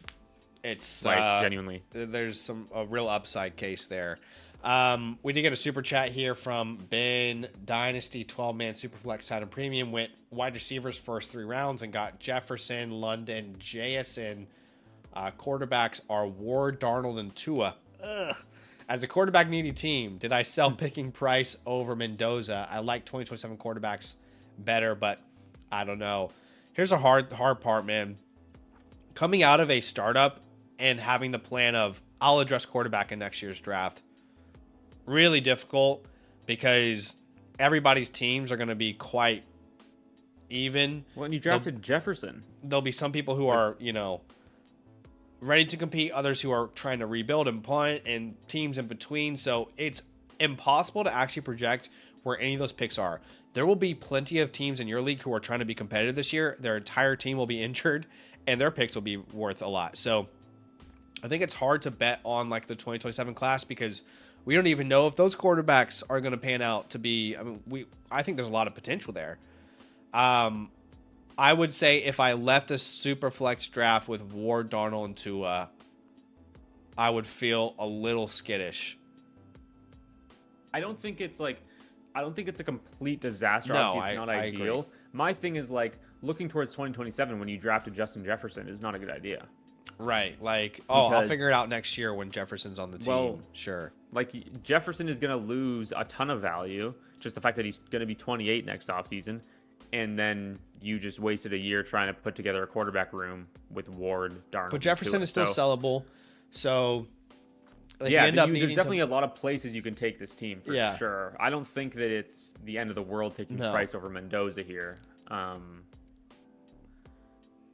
Yeah, I with guess, with like- the team build, I probably lean Mendoza, but they're in the same tier for me. I don't think it's crazy. And if you wanted to kind of get creative with the team in season and you're not competing, you could sell Jefferson on a high. So That's it's what I'm not thinking. crazy. Like you get to week 4 or 5 and it's not going very well because your quarterback room sucks. You can sell Justin Jefferson. You can sell Sam Darnold. Make those kind of moves to sort of punt the year. Exactly. So we had Chuba Hubbard. I love the Chuba Hubbard respect at the 908. Jonah Jonah coming off the Coleman at the board. 99. I gotta be honest with you RJ guys. Harvey. I know that like this whole idea of like, okay, Zach, talking about, you know, Dobbins staying healthy is not realistic. But I gotta be honest with you guys, like, if Dobbins and Harvey stay healthy, I think people are gonna be really disappointed by Coleman in year one. Like, we're talking like Trey Benson year one type of disappointment. It's all about expectations, I think. Yeah. Yeah. If you think that Coleman is going to be fantasy relevant, You cannot have in the expectation that 2026? he wins Yeah. the job year one unless an injury occurs. Your best case scenario is injury occurs, he steps into a role, he looks great, and then it's history. But there's a very real outcome here where he has under 200 yards as a rookie. this is my like realistic expectation that I think is a good balanced way to go into the season as somebody who really likes Jonah Coleman. It is going to be J.K. Dobbins in his role, R.J. Harvey in his role, the same as last year to start. Yeah. I would be really bullish on Jonah Coleman immediately if J.K. Dobbins gets hurt. And I think there is a chance that by the end of the season, Jonah Coleman could earn some more work. I do not think it's likely at all that he ends up being like any sort of majority carry share guy this season. Yeah. But I do really have a lot of confidence that going into 2027, we're going to be looking at Jonah Coleman as the RB1 here, or at least the favorite for it. Yeah, I could see it going so many different ways. Yeah. Zach, we have another Powerball knower in the chat. David Yo. What's David David Yo knows saying? the Powerball numbers. I don't see a David. He says, all you flock creators should stop telling people to buy Hunter low. He will average 3 snaps on offense per game. What are the Powerball David, numbers, you sir? should hit up the Jags coaching staff and let them know that how they're going to deploy him, bro. You know, maybe they would really this is appreciate Liam that. Cohen's burner. Yeah. You never know. You never No, know. David is right, because the team did just come out publicly and say he's going to play a ton of receiver. But fair enough. 3 snaps on offense seems about right. So. And you know what, Zach? You know what? If this second sentence here started, I think that, I would have no issue with it. Yes. But it's He will average 3 snaps on offense per game. I would genuinely It's bet being all of so the money sure of that I something. own to my name that he will average more snaps per game than 3 on offense this year. I would as well, but I would also say, you know what, David? I respect your opinion. This is not Totally. worded like an opinion, and that's where I have an issue.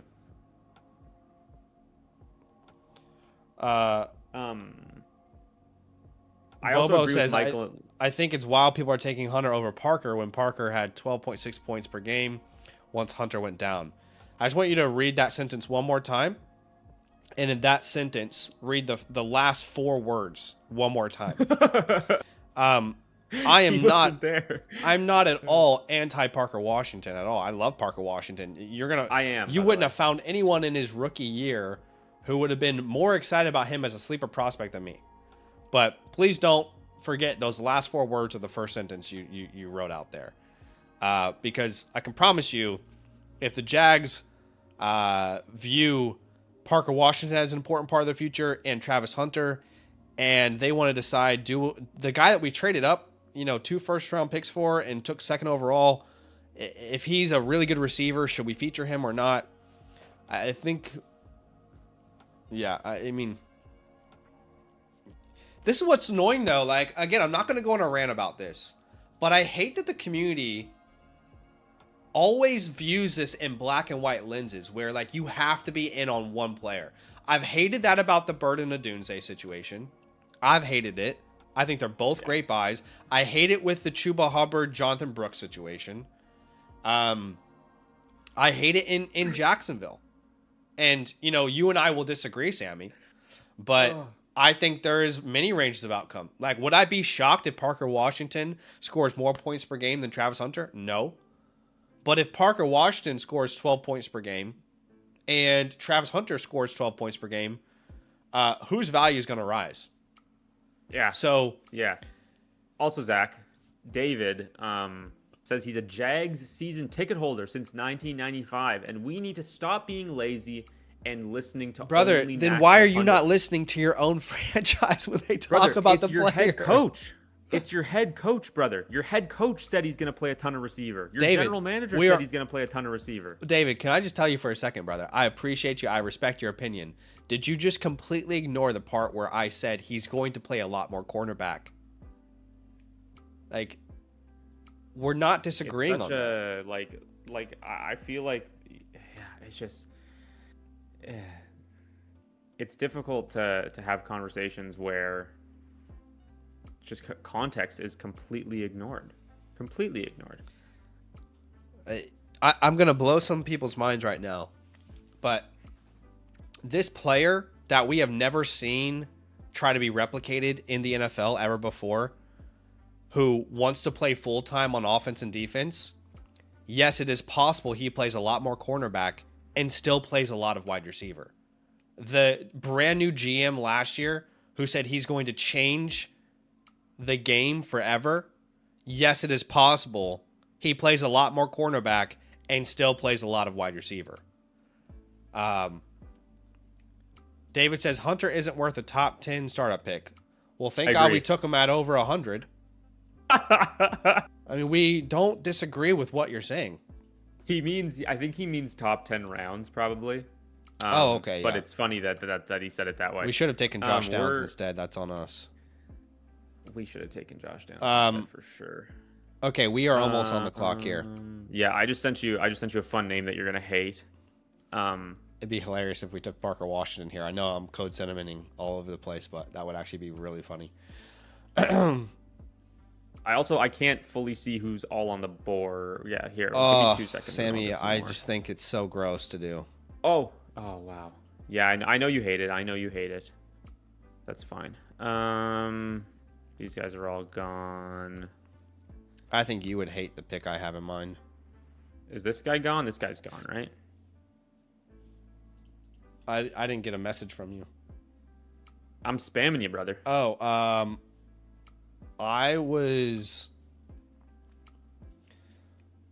don't know if these guys are on the board or not. Yeah, the third one you mentioned there, I was interested in. Okay. And he is available. Okay, so Wandale's gone.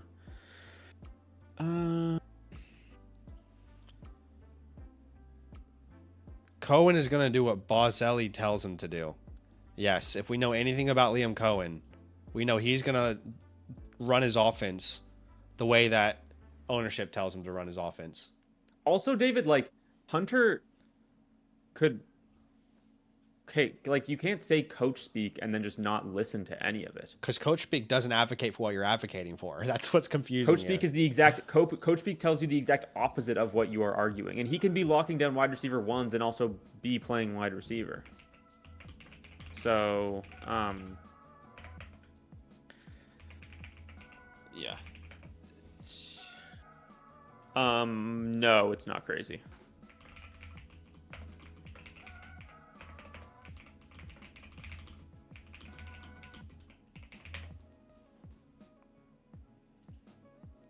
Yeah, I hate the first one. I'm fine. Did the other guy go? Did he go? No, he hasn't. Okay, I'm fine with either of the second two in your last message. Okay, I think we go the first one first. We'll grab Try and get Pittman. both? We'll grab Pittman here Sure. at the 10-10. Yeah, I like it. Did you see who I put in as my next tight end? Yes. I'm not like obsessed with it, but if you want to get one, like, 11th round feels What like, we'll feels like a probably good spot do to is we'll make this pick at the 11-3, and then we're going to do this giveaway for today. And then you're passing it off to Mike. Passing off I haven't to heard Mike. from Mike. If Normally Mike he's in isn't the here, chat. you might have to make picks for him as they come up, Okay. Sammy, if that's okay. I can do that if you want to. I don't have access right now. Oh, but, that's right. If you can give me access, I'm happy to take over. Let's see. How do we do that? Let's see.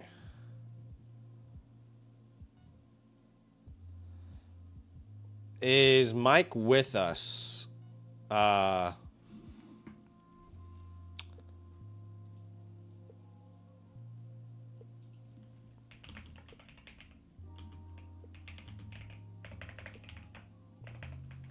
People really like love it 9th round startup picks, it seems, Yes. which is just wild because, like, are you really putting this much stock into Michael Wilson and Chuba Hubbard and Josh Downs? I no matter what people think about Travis Hunter, I'm sorry, but I think you would be genuinely stupid to say that anybody in the 9th round has more upside than Travis Hunter. The potential to improve value. 100%. Maybe you put Golden there if you're a Golden guy, or Coleman, but like, I'm not looking at my 9th round pick and asking what RB4 could I draft here? Is there a guy I could clog my roster with? I'm okay to burn my 9th round pick and bet on a prospect like Travis Hunter there. It's just, yeah, like, honestly, it's just, I feel like it's just so scared to not be open to this. And like, you're so we're gonna worried that take your 9th Johnston round here, by the pick- way. That's who we were looking at as well in the. Huge. I like big this Q. a lot. The big Q. Oh my God, David is just on a. David had a horrible day, and he's just on a freaking rampage. Oh, Scribbles. Scribbles. Don't delete his message. I want to see Scribbles, what it said. You don't gotta do that. What It's did all it say?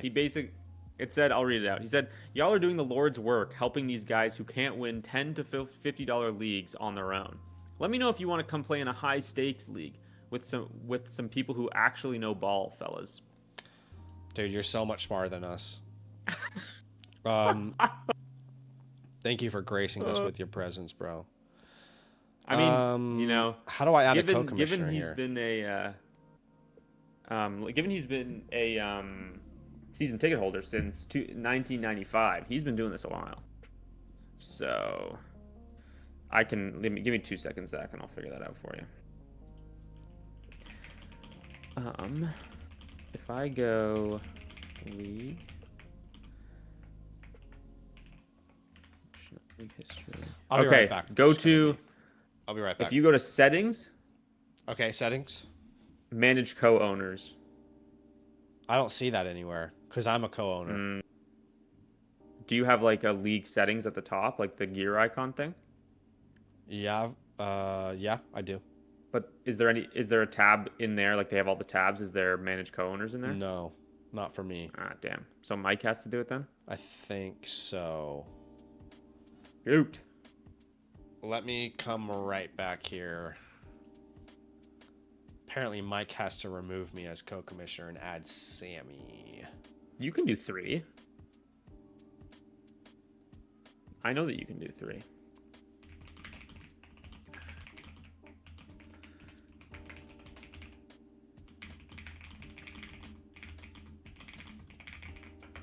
Oh, Mike's in the chat. Okay, chat with him. I'll be right back. Okay. Here. Easy peasy.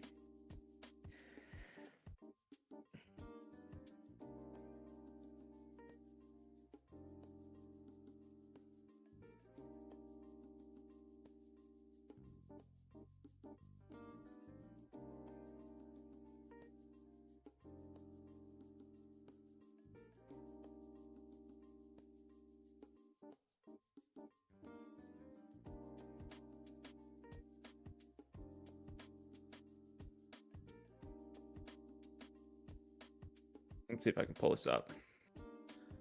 God, Zach left me to just drown on my own out here. Okay, perfect. Yes, I will accept this gracious invitation. And I'm in. I'm on the board. God, Malik Willis, man. Zach hates it. I would have taken him at the 10-10. Okay, nice. I would have taken him at Okay, the guys, this is your I'm last in. chance to enter today's giveaway. All you have to do to enter today's giveaway, we're going to give away 3 trade question vouchers. Step 1 is to like the stream. Step 2 is to type the code word, which is the league that we'll be drafting this time next week. Of course, not all of our leagues are going to be big money leagues like the ones that David hosts. So if you want to message David separately and get into a real league, then please message him separately. His DMs are open. If you want to get into a LAN league with us, be a part of the community, leagues that matter, that will last long term, that you can bank on being really active and a part of it. Definitely feel free to enter the league on landleagues.com. Tran says you had your mod block David. That's funny. I literally told them don't delete his messages. But just to make it very clear, anybody who's a moderator on the channel, I appreciate you guys big time. Dude, oh, this is David. He's got his backup burner account. Don't ever feel like if you're a mod, actually, I'm not even gonna say don't feel like. I'm asking you, please don't delete people's messages. Because everybody is welcome to say whatever they want. They can insult me however they want. I really don't care. In fact, what a lot of people don't realize is if you're a hater, I've got a lot of haters.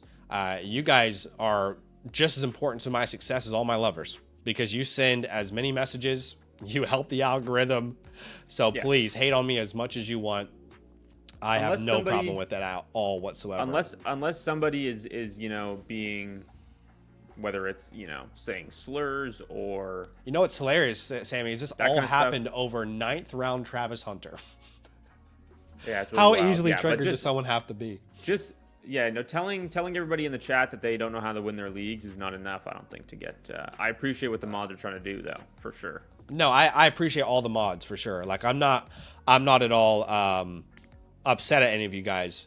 Just to make it very clear, like I am not ever going to ask you guys to delete someone's comment, because people can say whatever they want. We can handle it. Let's jump into some trade questions. This is your last chance to enter the giveaway for today, so make sure you take advantage of that. We're going to answer some trade questions and then get to the giveaway. Brasky Pants, Superflex 12 team start 10. He says, hey, Zach, I'd also receive Naylor in this. They're sending away Brees and Chase to get back London, Higgins, and 2 firsts. I do prefer Brees over Higgins, but it's close. That's not really close, honestly. But if you were to sell Jamar Chase, an ideal return would be London and 2 firsts. It's just, if those are both late first, you'll pretty easily regret this one. Y'all got the fun police up in here. Maybe I should email Mason and cancel my flock membership. I really do it, brother. You can be here. You cannot. However you want to spend your time, you are welcome to spend your time. Clearly, we have upset you. So you are going on a real. I'm looking at the comments. This is actually kind of psychotic, but bro, Joshua, free will, we all have it, and you use it however you want to. Okay. Oh my God. Jesse, this is your trade. Yeah, bro, you rage baited us hard on your secondary account. You got us really good, bro. Good job. We're the ones spending our free time on a stream. Yeah, you're gonna cancel your flock membership, Yeah. but we got rage baited for Yeah, sure. you got us, bro. Jesse, so this is your Brasky pants. Look, in an ideal world, if you're trying to tear off of Chase, London and 2 firsts is an ideal outcome. I don't think Naylor really moves the needle at all whatsoever. So I wouldn't really like consider him in a trade like this. Higgins is the tough one for me. Like going from Brees to Higgins is what's tough for me. If this could be you remove Naylor and Higgins and you get Burden, that's a no-brainer. I'm just trying to see if there's anything else. Fannin, is there a tight end premium? No tight end premium.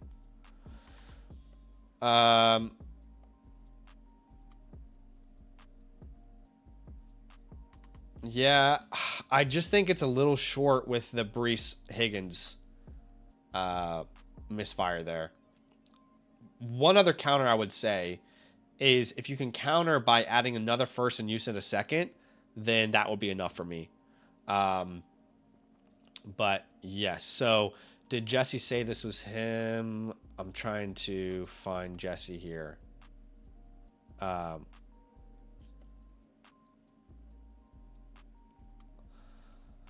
I've never seen someone this triggered before. Is he still Off going? of a 9th round pick. I'm not even okay, looking. Sam Stew said, I'm sorry. Sometimes you just have to laugh. Oh my god, he's talking about your hair. That's hilarious.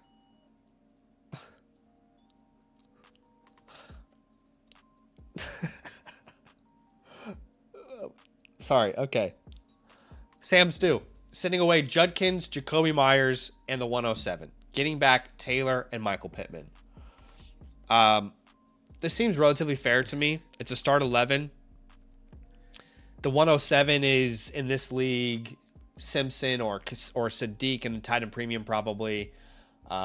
Concepcion. I think it's relatively even. Taylor for the next 2 or 3 years, you're going to far prefer over Judkins.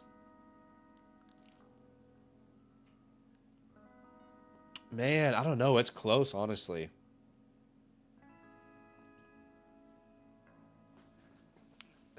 Dinah says, your hair looks great, Zach. I haven't even seen his comment. I don't have hair, by the way.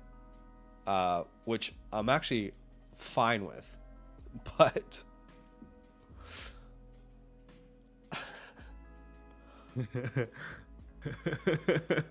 Oh my god, the chat is on one tonight. The chat Trent is says, firing on all I lost my cylinders hair because I tonight. haven't calmed down. Yeah. Yeah. Okay. What do you think about this trade, Sammy?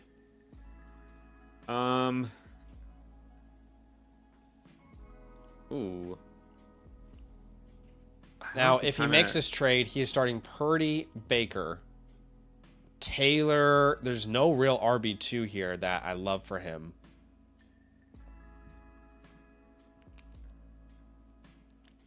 I just don't think the team is strong enough at RB to make a trade like this. I'd rather keep Judkins and try and move the 107 for a running back.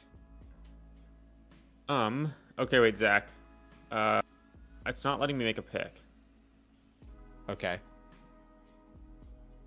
On the mock, I mean. Or on the draft. Tell Mike I to don't know kick what's me, going on. maybe? Maybe he has to kick you. I don't know where Mike's at.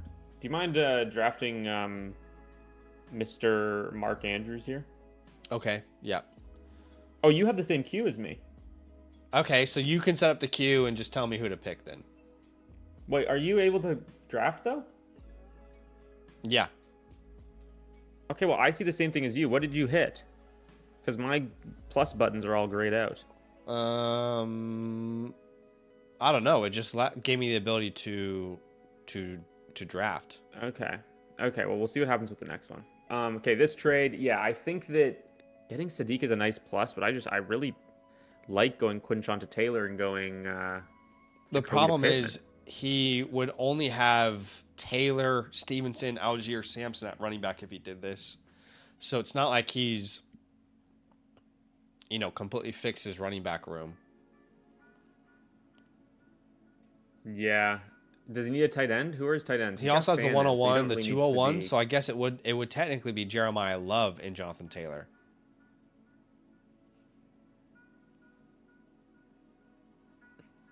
Yeah. I don't know if... I think there's a better upgrade you could make with the 107 than these two, I guess is what I would say. I don't like the Pittman part of it. I don't think it's awful. Yeah, it's a relatively even trade, Sam. But just like hypothetically here, if that 107 could be Javonte Williams instead, and then you had a running back room of Jeremiah Love, Judkins, Javonte Williams, I'd far prefer that, but this is not a bad solution either to get a top 1-2 at running back there. Okay, would you send away Judkins and Adunze for the 101? It's a 1 quarterback, 12 team start 8, so a smaller lineup there. If you did this, you'd be starting Caleb Williams or Dak, then Achan Love, Chase London, Kraft, and then your 2 flex spots would be Jeremiah Love, Rice. You'd have Flowers, Marvin on the bench.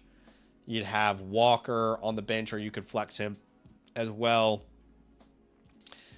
Yeah, I probably would cash in here and just grab the 101. I completely agree. And Zach, I need you to make a pick for me here. Okay. Can you show me what your screen shows? My screen just has all the abilities to draft there, but... Oh my, I am such an idiot. I'm trying to draft out of the queue and it won't let me. I'm a dumbass. I'm sorry. Okay. Ignore me. So I made the pick. Draft. I do like the JCM pick there, though.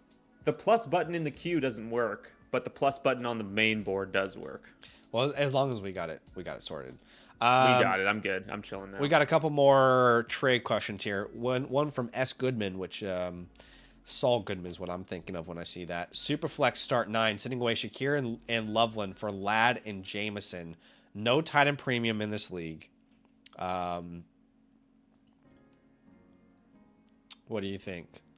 I mean, I don't mind moving off of Loveland for this, to be honest, if I have depth at tight end and I need wide receiver, because there's no premium. And I'm a lot higher on JMO than you are. Yeah, so if he made this move, he would be starting Daniels and Love. Then Brees, and your running back room is terrible, even if you do this. Don't love your wide receiver room. It's 2 young pieces you get back. Hate your tight end room as well. I don't know. Like, Loveland, there's no tight end premium here. This is pretty fair, though. Yeah, I think like you're getting 2 really high upside wide receivers for a like what I think is an elite tight end, but in a non-tight end premium.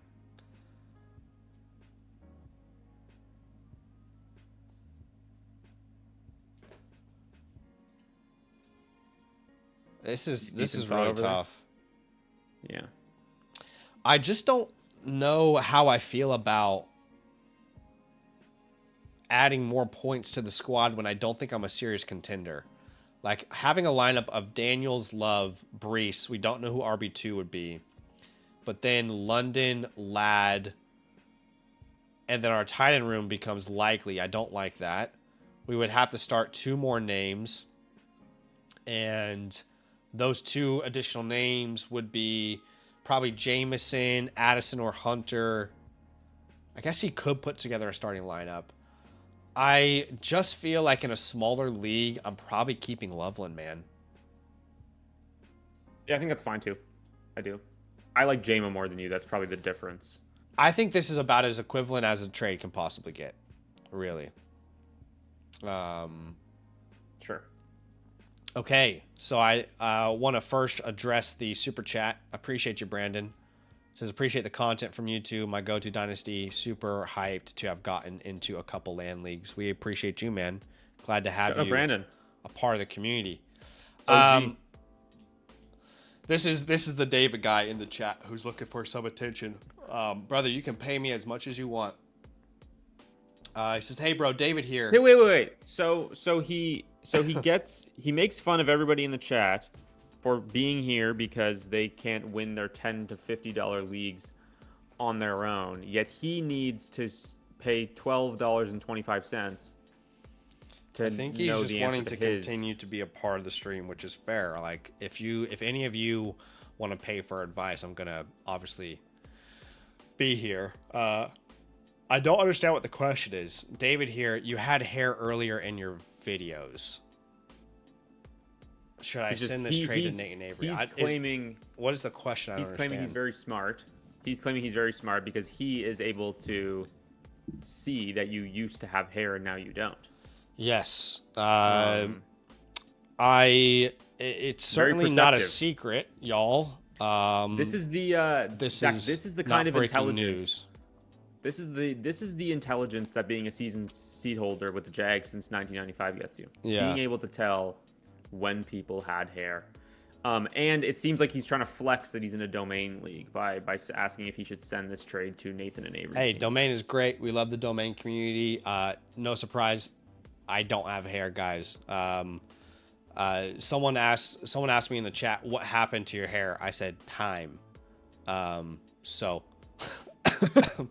I don't know what else to tell you. You want the real answer? I have something called Crohn's disease. Okay. And I have been on medication for the majority of my life that causes hair loss, and came to a point where I said, I don't really care about my hair anymore, and shaved it off. And I'm pretty happy with the way things look. You look phenomenal. I'm happy with my life. I'm happy that I have a family that loves me, my wife who loves me. Really don't care about anything else exterior. So the trade question, let's give him advice here. And he would send away Jadarian Price and Malik Neighbors, and he would get back Hampton and Olave. I'm pretty indifferent on this. I think you might be more aggressively going towards the Hampton side of things here, if I had to guess. Yeah, see, like, I see Hampton and Neighbors closer. And yeah, Olave over Price pretty easily. So yeah, I would definitely like this move. I think it's a pretty fair deal. I probably lean Neighbors, just because I feel like there's a chance that he could kind of ascend to being, I guess you could say the same with Hampton, but like a top 6 Dynasty startup pick. I'm also a Price guy, but overall, I'm fine to take the Hampton Olave side. I think those are more guarantees than what Price could potentially become. But he says we are triggered, but we are answering his trade question that he paid to put on the stream. So you can trigger me all you want, brother. Go ahead and trigger me for another $20, please. Yeah. That'd be great, let's get to some of these. Let's get to this giveaway. Mike, I just want to confirm you're taking it. Yeah, he says he can take back over now. Okay. All right. Awesome. I did my work. Okay, let's jump into this giveaway. Like I said, you guys have a chance to win. Three people will win a trade question voucher tonight. All you had to do to enter was simply like the stream and then type Persees. Persees, I think that's how you say it. Could be wrong. But we have currently 49 entries to the giveaway. And let's go ahead and spin the wheel, shall we? We'll have 3 different winners today. And here we go. Let's go ahead and find out our winners.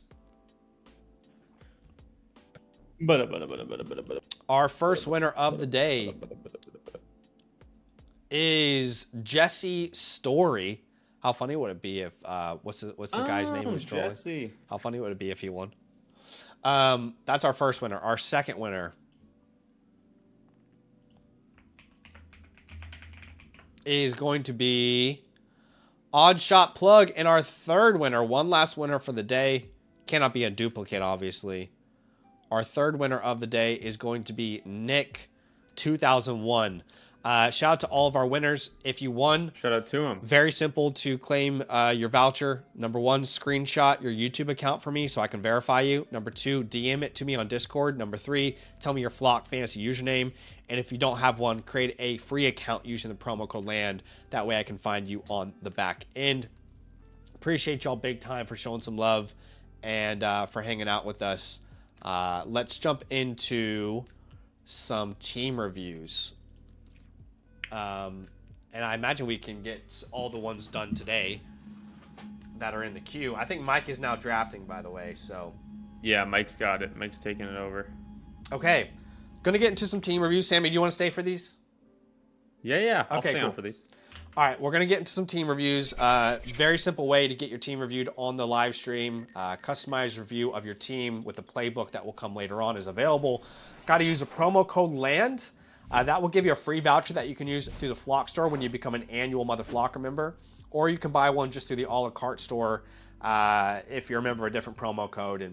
Or if you've already used your voucher and you want to get another review, those are all options to you. We're going to start off with Jay Snitker here, who team name is Punt Punishers, and Jesus Christ. Yeah, I mean, yeah, for sure. It's no cinnamon toast fuck, but it's good.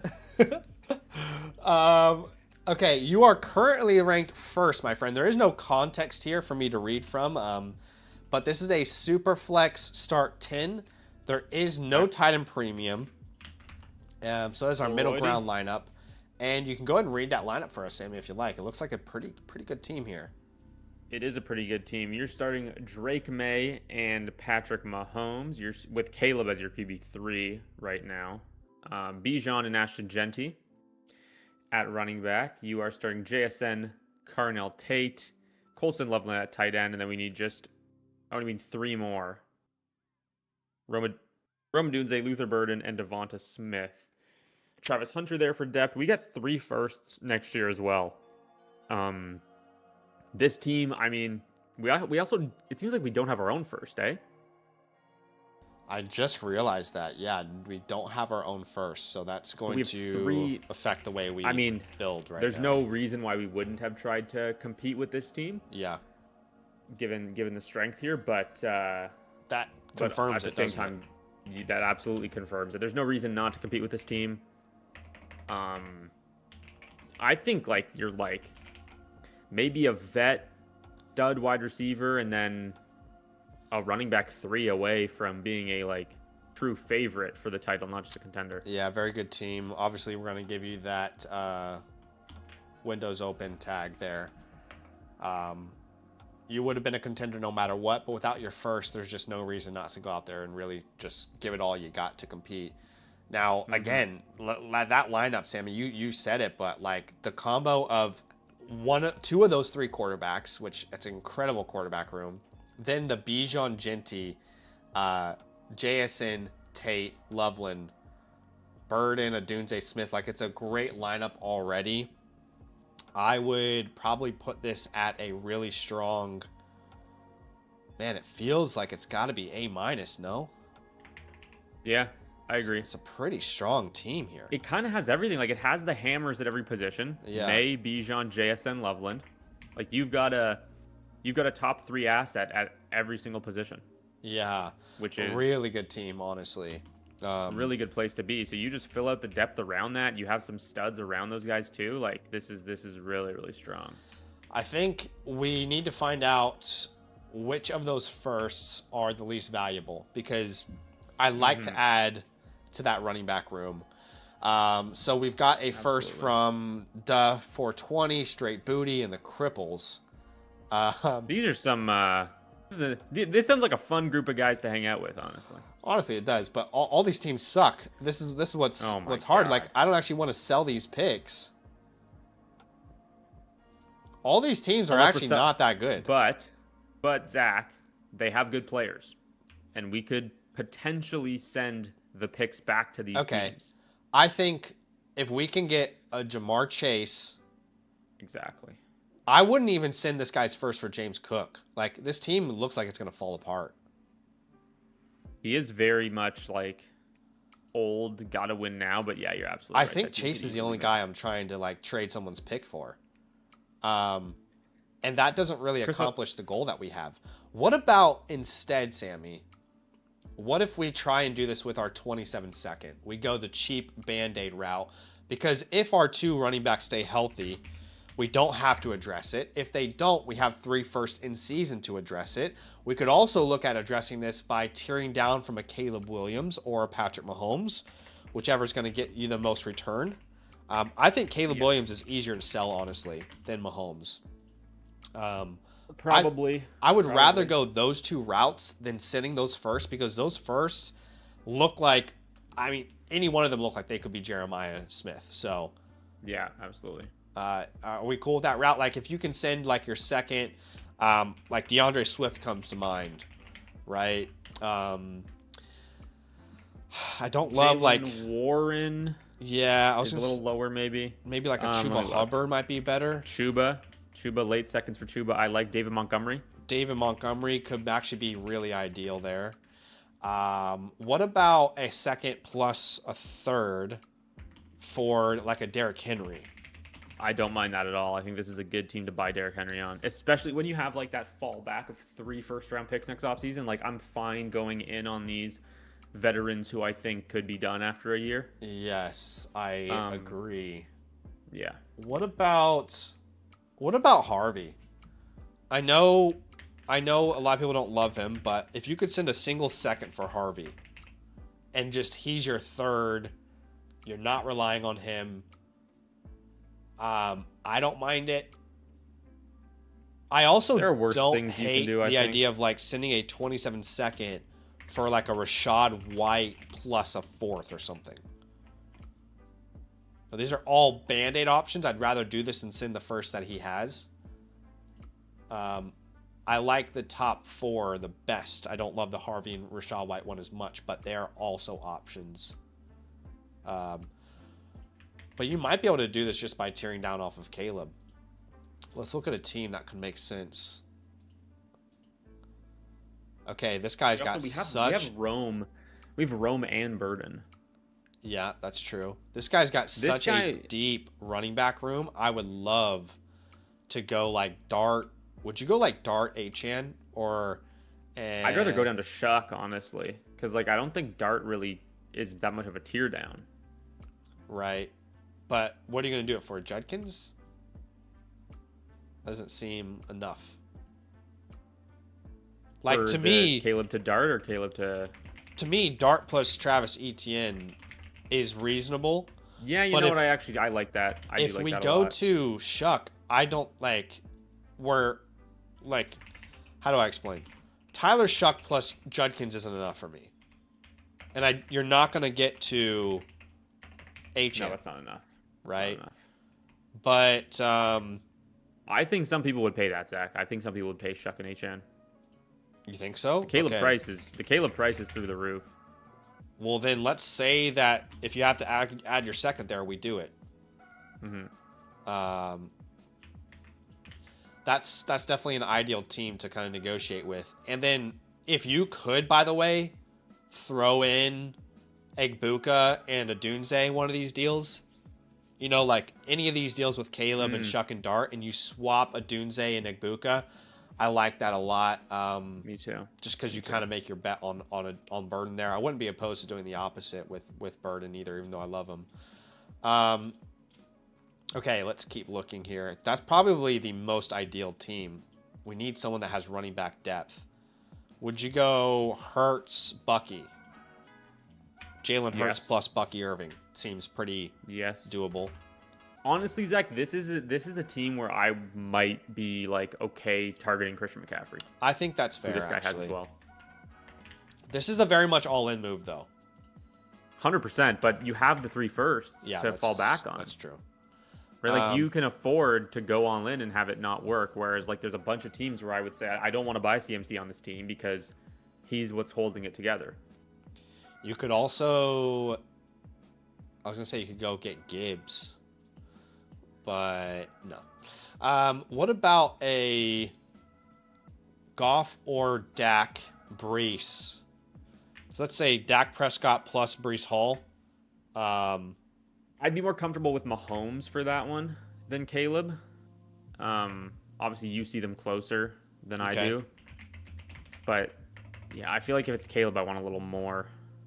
Okay, that's fair. Those would be your main options there, I would say. Transparently, you don't have to do anything. You can kind of go into the season and see how things pan out. In order of preference of what I would like to accomplish. First, I'd like to accomplish those trades for those running backs first. If that's not possible, then I would look at these tear downs at quarterback. If that's not possible, then I would look at the Harvey, Rashad White options. Yeah, I'm with you there. I want to make it very clear we want to be monitoring how these teams are doing, whose firsts you have. Yes. If one of them, comes out hot out the gate, looks like they're going to make the playoffs, then I think that maneuvering that first around to upgrade your team in the season makes more sense. But if these teams fall on their faces, then... Yep. Yeah. Yeah, I'm not going to get life to that anymore. Appreciate you, Jay Snicker. Thanks for being here, man. Hopefully that was helpful. We appreciate you big time for being here in the chat, for showing some love, for being a part of the community. You will get your team playbook here within the next 3 to 4 business days, so just stay tuned to the review tab there. Did I not just submit this one? Did I actually just complete the wrong review? What's going on? No, you only had 3 in the queue, I thought. Yeah, I just had one that came through.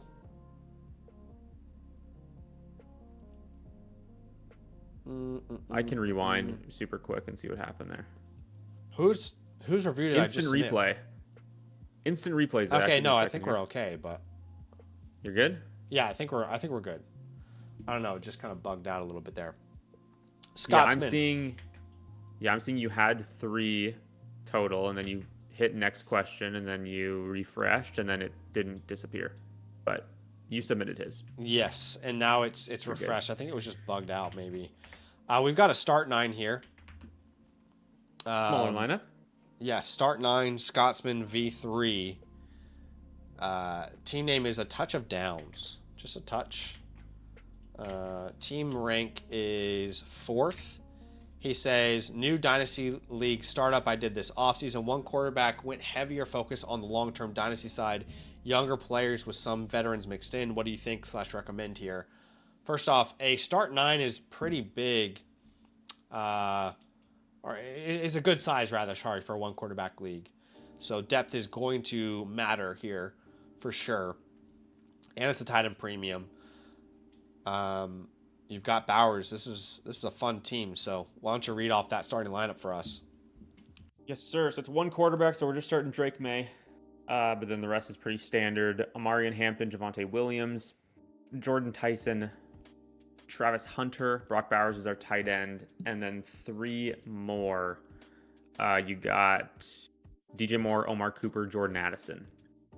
We have our first, which is great.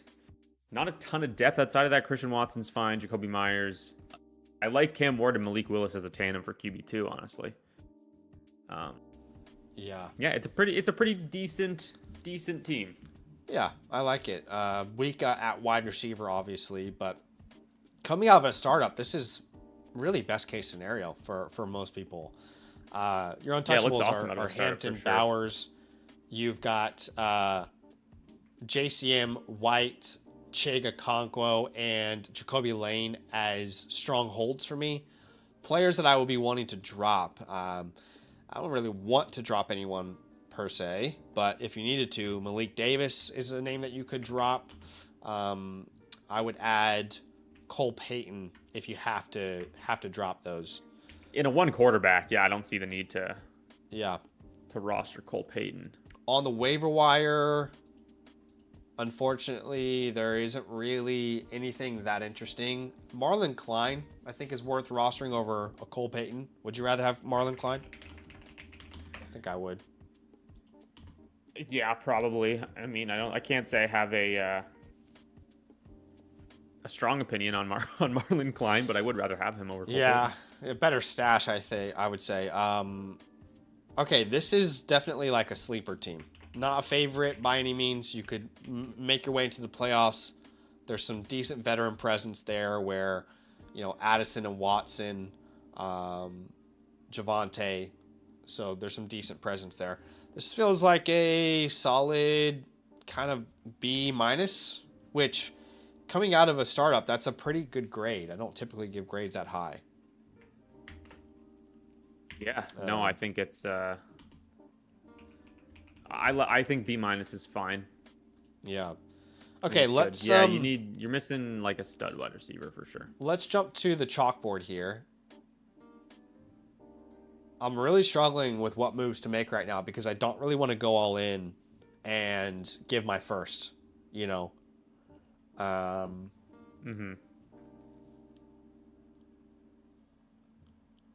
And Scott's here in the chat with us. Heck yeah. I feel like I would really slow play this. I wouldn't really use my first straight away. There is a tight end premium that could be helpful. You have the whole Commander's backfield, right? So you'll have a startable option there. There will likely be a startable option there. I think, look, if Travis Hunter isn't performing, isn't scoring a ton of points early, you're good. DJ Moore, Jordan Addison, Christian Watson, I think can fill that out. And you're kind of going into the season with the idea that you can move your first round pick if it starts to go well. Yeah, you start the year 5-3. Then you can look at sending that first round pick away, and I would just put like if we are in, right? So let's say we start the year like 5-3. Just hypothetically, you can send that 27 first away, and ideally we'd like to add either wide receiver or running back, but for 27 first, I'm thinking off the top of my head that range, like if you're competing with Zay Flowers, and that's assuming that he's like ready to help you win. This kind of range, like I guess T. Higgins is potentially in this range. You're probably not going to get the top end names like a Rice. Like I doubt you can get a Rashee Rice. I would love that. You're not going to get Emeka Egbuka. Maybe Lad McConkey. Probably these are too high. Zay's realistic. These other ones are probably a little bit too high. And then at running back, if you wanted to add there and kind of help your flex spots out a little bit, there's probably a bigger group like your Chase Brown names, Cam Scattaboo if he's performing at that time, and the clear RB1 on the team. You'd have like Breece Hall as an option. I'm not sure how I feel about Saquon Barkley, but if you want to go all in and he's performing back at his like elite level, then that's an option for you. But the point is kind of getting like another running back to help you compete in this window that you would have. But I don't really think I'd be aggressively making any trades right now. The thing with May is like I hear you, Josh. I wouldn't be opposed to this. It's just in a one quarterback league, I don't imagine you're going to have a ton of tear down options, like it seems like people are really comfortable with just like a tandem of two mid guys and not wanting to pay a ton to go up and get a May. But yeah, you don't really see in one quarterback leagues people tearing up too much right now. But I love the team. It's a great mix. If you're not competing in season, then your clear sells will be like Javonte and DJ, right? Everybody else, I feel like you can continue to build around. Maybe even Watson you could add on to that and get whatever your equivalent value is. So if the opposite happens, Scott, you start off like 3-5 or 3-6. Can you net, potentially 2 to 3 first round values of picks for Javonte, DJ, and Watson? But it's a good team, man. Coming out of a startup, I'm pretty impressed. Let me know if there's anything we didn't answer that you might have questions about. Any final thoughts there, Sammy? Well, yeah, I think you've talked before about like, you don't want to just throw a bunch of trade possibilities at a team if they aren't there. right? Or if you don't think that it's useful, because sometimes the best advice is to do nothing. Yeah. But Scott is with us, and if he's thinking of anything, if he's pondering any moves, let us know in the chat, and we'll be happy to. Yeah, he said that's kind of where I'm thinking, seeing what happens first. It's how I play a lot of my teams, honestly, where it's sort of this, like, you're not exactly sure how you project this year. Yeah. Kind of let time tell you, almost. Exactly. Appreciate you, Scott. If you have any last-minute things that kind of come up there, we're here. We can answer some questions for you. Kevin, what's up, man? We will be doing a real startup draft for the land community this time next week. We'll be drafting in the Percy's League. Okay. Now, to get into the league, it's honestly very, very simple, my friend. You can check out the link in the pinned comment there that says get into a land league. That will take you to landleagues.com, and you can see the 4 steps here. Honestly, all you have to do is complete steps 1 to 2. And if you become a brand new land member, then I will fast track you and guarantee you a spot into next week's league. So if you'd like to be a part of it, best way, the only way actually, is to become a promo code LAND annual Mother Flocker member. And that will essentially guarantee you a spot in the next league. These are leagues that, the whole reason we started doing land leagues and we offered this website is because the most consistent feedback I got from the community is, Zach, I want to play Dynasty. I want to invest more, but I can't get in leagues that I trust, right? I'm in too many free leagues or leagues that cost too much, where they fall apart too quickly, or people don't like the teams that they draft and it falls apart and people aren't managing it well. The whole reason we even invented landleagues.com was because we wanted people who are part of the community to know that if they invest their time and energy into something, it will last. We've got commissioners who care, and a community that obviously loves to talk shop, loves to talk ball. So appreciate you big time. And let me know if you have any questions, Kevin. But obviously, first step is to become a promo code LAND annual Mother Flocker member. Frizzle had a question, and he said, favorite defense and kicker for Dynasty. Well, I got to be honest with you, dude. I don't play in any Dynasty league that has kickers or defenses. It would be hard not to say Brandon Aubrey would be at the top of the list there. He just signed a contract, too, which is bullish for his value. I would say, in general, for kickers, I like to find kickers that are on really good offenses that play in domes. Those are my favorite type of kickers. It's pretty simple. I don't think there's a ton that goes into that for Dynasty. I mean, I just wouldn't be valuing them at all because like they just turn over so fast, and you can really stream it so many every year. You like. Exactly. Like roster 4 of them and then just rotate them. I think we can give a little insight on defense. Like if he's just saying favorite, the Broncos are young and really good. The Seahawks, obviously, the Texans. Yeah. Anybody else I can think of? The Rams are really good. I mean, yeah, like. Yeah. So hopefully that's helpful. Maybe people in the chat can give you some advice as well. Okay, let's jump into this next one here.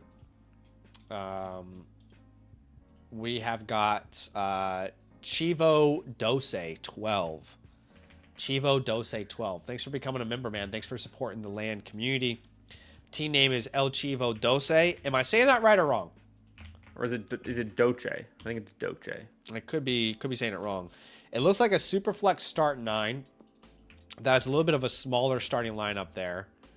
For Superflex leagues, only 2 flexes you have to consider. You are ranked first. He says, how can I improve my team? On the site, you are ranked 2nd at quarterback, 2nd at running back, 8th at receiver, and 10th at tight end. What do you think of the squad here? He doesn't have his first in 2026, by the way. Gonna be a Windows open for me. Well, no, Zach. He has his 27 first. They haven't done their rookie draft yet. Ooh, I'm an idiot. You're right. Go ahead. And they don't even have the pick assigned. So they haven't even like set the draft order. Chivo, are you in the chat with us? Yeah, if Chivo's in the chat, we would love to know where that pick is because that's going to determine a lot about... it matters a ton whether that's 101 or 112, right? Yeah. That's a big difference. Yeah, so, almost anywhere in between, right? So, would love to do this, but I can't give you the best review if we don't have that information. Yeah. Okay, here's what I'm going to do. I'm going to give you a free voucher to come back, Chivo. What you need to do, Chivo, is right now you are pulling an old league ID. I doubt your rookie draft order hasn't been set by now, right? If it hasn't, just when you resubmit, say league order hasn't been set. Here are my picks. We'll work around it. But I guarantee you that the most likely scenario is your draft order has been set.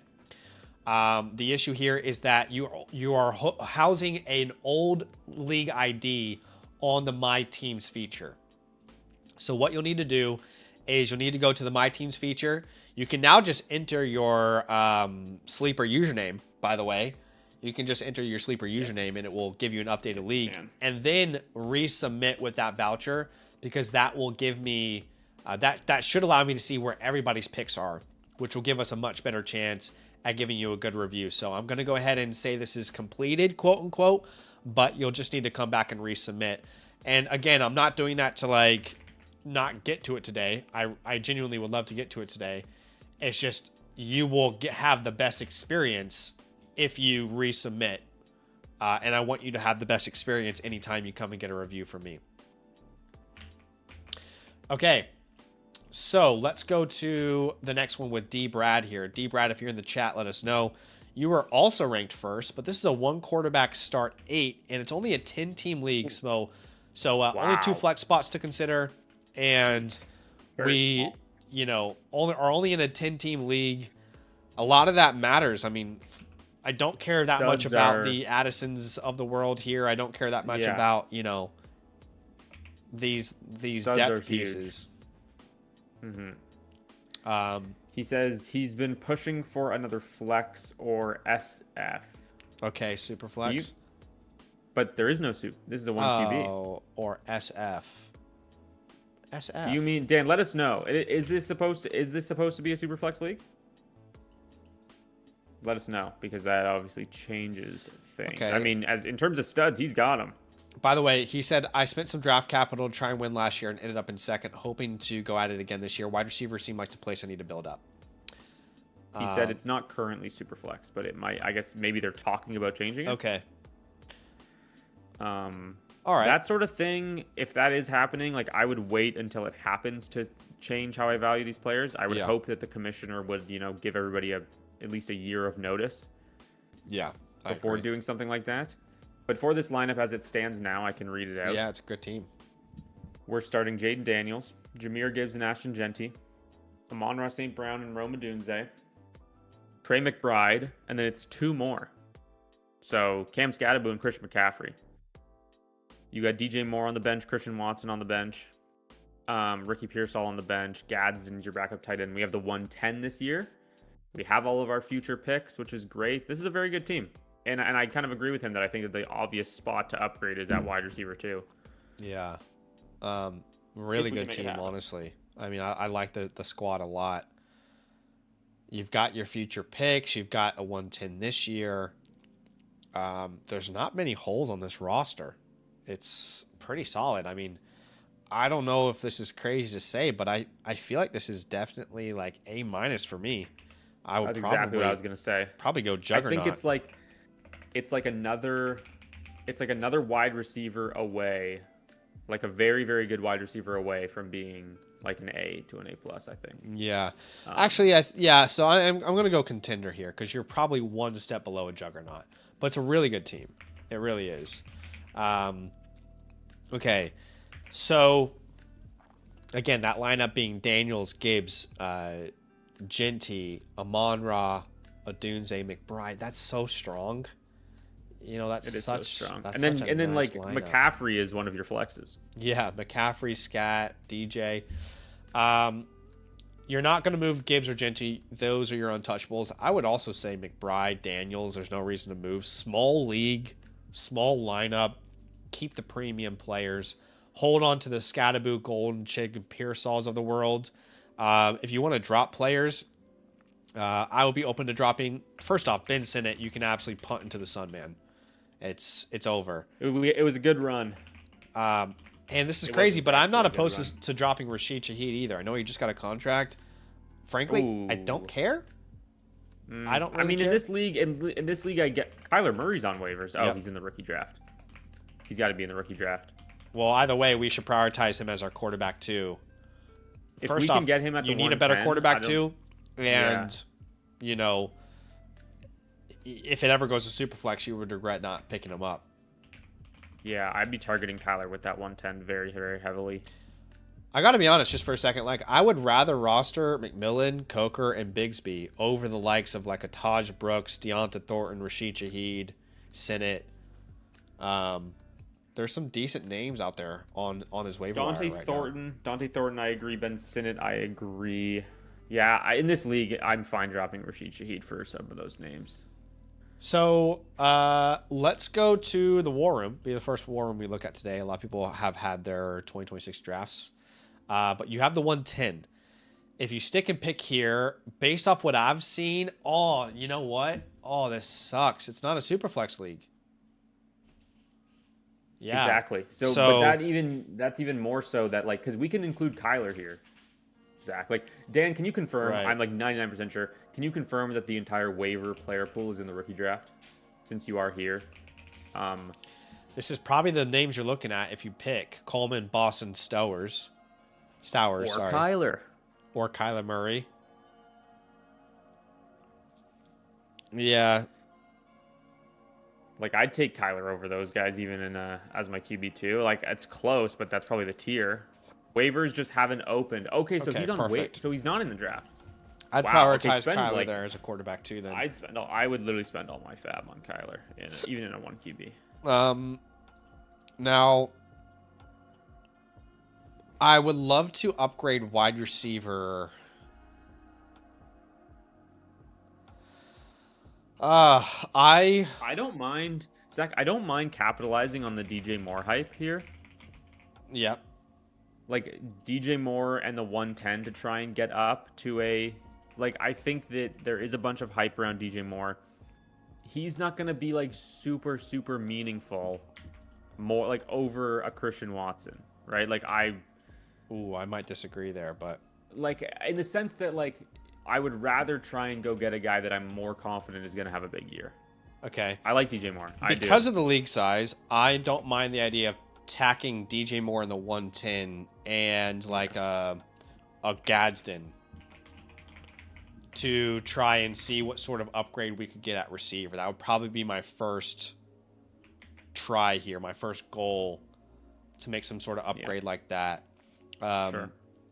So who needs a tight end, I guess? 10-team league, maybe nobody, but the Kittle owner, could you get to Ladd McConkey? See, Ladd or Burden, that's the dream there. Right? Because this isn't as valuable as it would be in a Superflex league, so you can't expect much more than that. No. But I think that's a decent package. Yeah.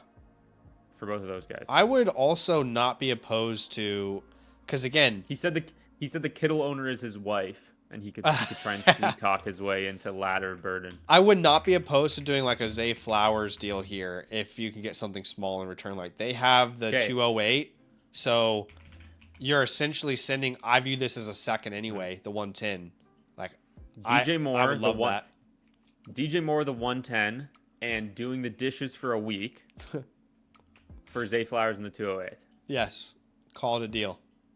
Does anybody else need tight end? Let's see. The Mark Andrews owner, you're not going to get Drake London. That's for damn sure. The Kyle Pitts. Look, I would easily do this same deal for Emeka Egbuka.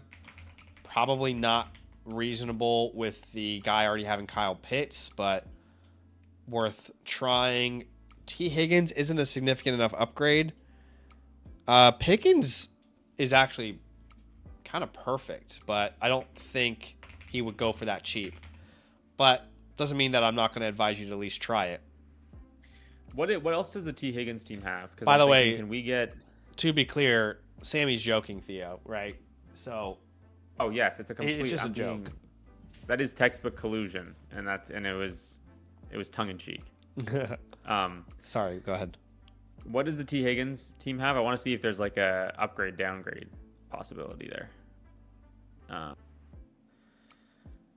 Right. I mean, yeah, not really. Not honestly. really. Nah, I don't see anything there. No. You could do like Higgins. Addison... The one thing that makes sense to me is DJ Moore plus the 110 for T Higgins plus the 108, and we'll send something else back to. Okay, I didn't even see the 108. If they're not thinking about where the tier breaks are, right? So we'll tackle on our 301 and 309. Why not? Give it a shot. So. Or even do we even any depth pieces that might be attractive there?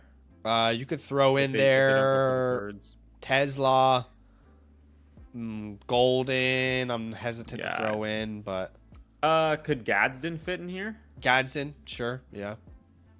But overall, this is a really good team. Nice little upgrade, because the 108 puts you in the.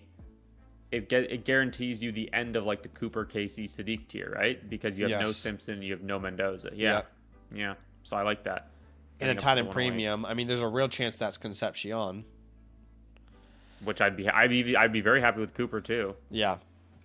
I don't think there's much wiggle outside of that, and I say that because I don't want to sell Amon-Ra, McBride, Gibbs, Genty, Daniels, Scadaboo. I don't think it makes sense to sell CMC because you can win the league. Watson isn't worth enough to package. Neither is Pierce or Golden. So that would be the main idea that I have. The 110 straight up, honestly, is not going to get you a receiver that is worth anything. Maybe you get a... I don't even think Michael Wilson is possible. You're not going to get a quality receiver. Dude, people hate Michael Wilson. I just don't know if Michael Wilson helps your team very much. Yeah, no. I would much rather always in these situations with such a small lineup in a small league, always try and use that 110 to make an upgrade as opposed to just trade it. He says, should I consider next year's capital? I would be totally open to that in season. In season, yes. Right, let's say you end up doing one of these deals and then DJ Moore turns into George Pickens or Burden or McConkey. Then in season, who is slacking? Is Scadaboo slacking? Is, Adunze? Okay, how can I use my first to have the best possible roster to go out there and try and win this year? That'd be the approach I would take, Brad. Or Dan. Sorry, Dan Bradley. But, yeah, let us know if you got any final questions, man. I appreciate you letting us look at it. Zach, they say never trust a man with two first names. No. But I trust Dan. I think Dan's different. Dan Bradley. Yeah. Dan Bradley. Ricky Bobby. I love me some Ricky Bobby. He says he's got 3. You have 3 firsts? Wait, what? I only see 1 first here. You've 3 2027 firsts? Why is that not reflecting here then? There's no reason why it wouldn't. I don't even think the team reviews aren't. Oh, first names. He's got 3 first names. We're going. Not another problem. Dan, Travis Hunter, Bradley. Dan, Travis Hunter. Never trust a man with 2 first. Oh no. Hell no. Zach, he was right. Yeah. He was right the whole time. The season ticket holder. I can't remember what his name is. We've been played a fool. Dan, I appreciate you big time, man. Thanks for let us look at the squad. If you have any final questions here, let us know. But guys, that's going to be it for today. Appreciate all the lovers, all the haters. They help the channel grow the same. Night. And we had a great time. Appreciate y'all big time for hanging out. We'll see you next time. Yes, sir. Any final words here, Sammy? Appreciate y'all. Check out my running back rankings video that came out today, if you haven't already. Yes, Sammy Stacks. If you need something to fall asleep to. Yes, let him serenade you to sleep. All right, gang. We'll see you guys soon. Nothing but love. Enjoy the rest of your day. Peace out.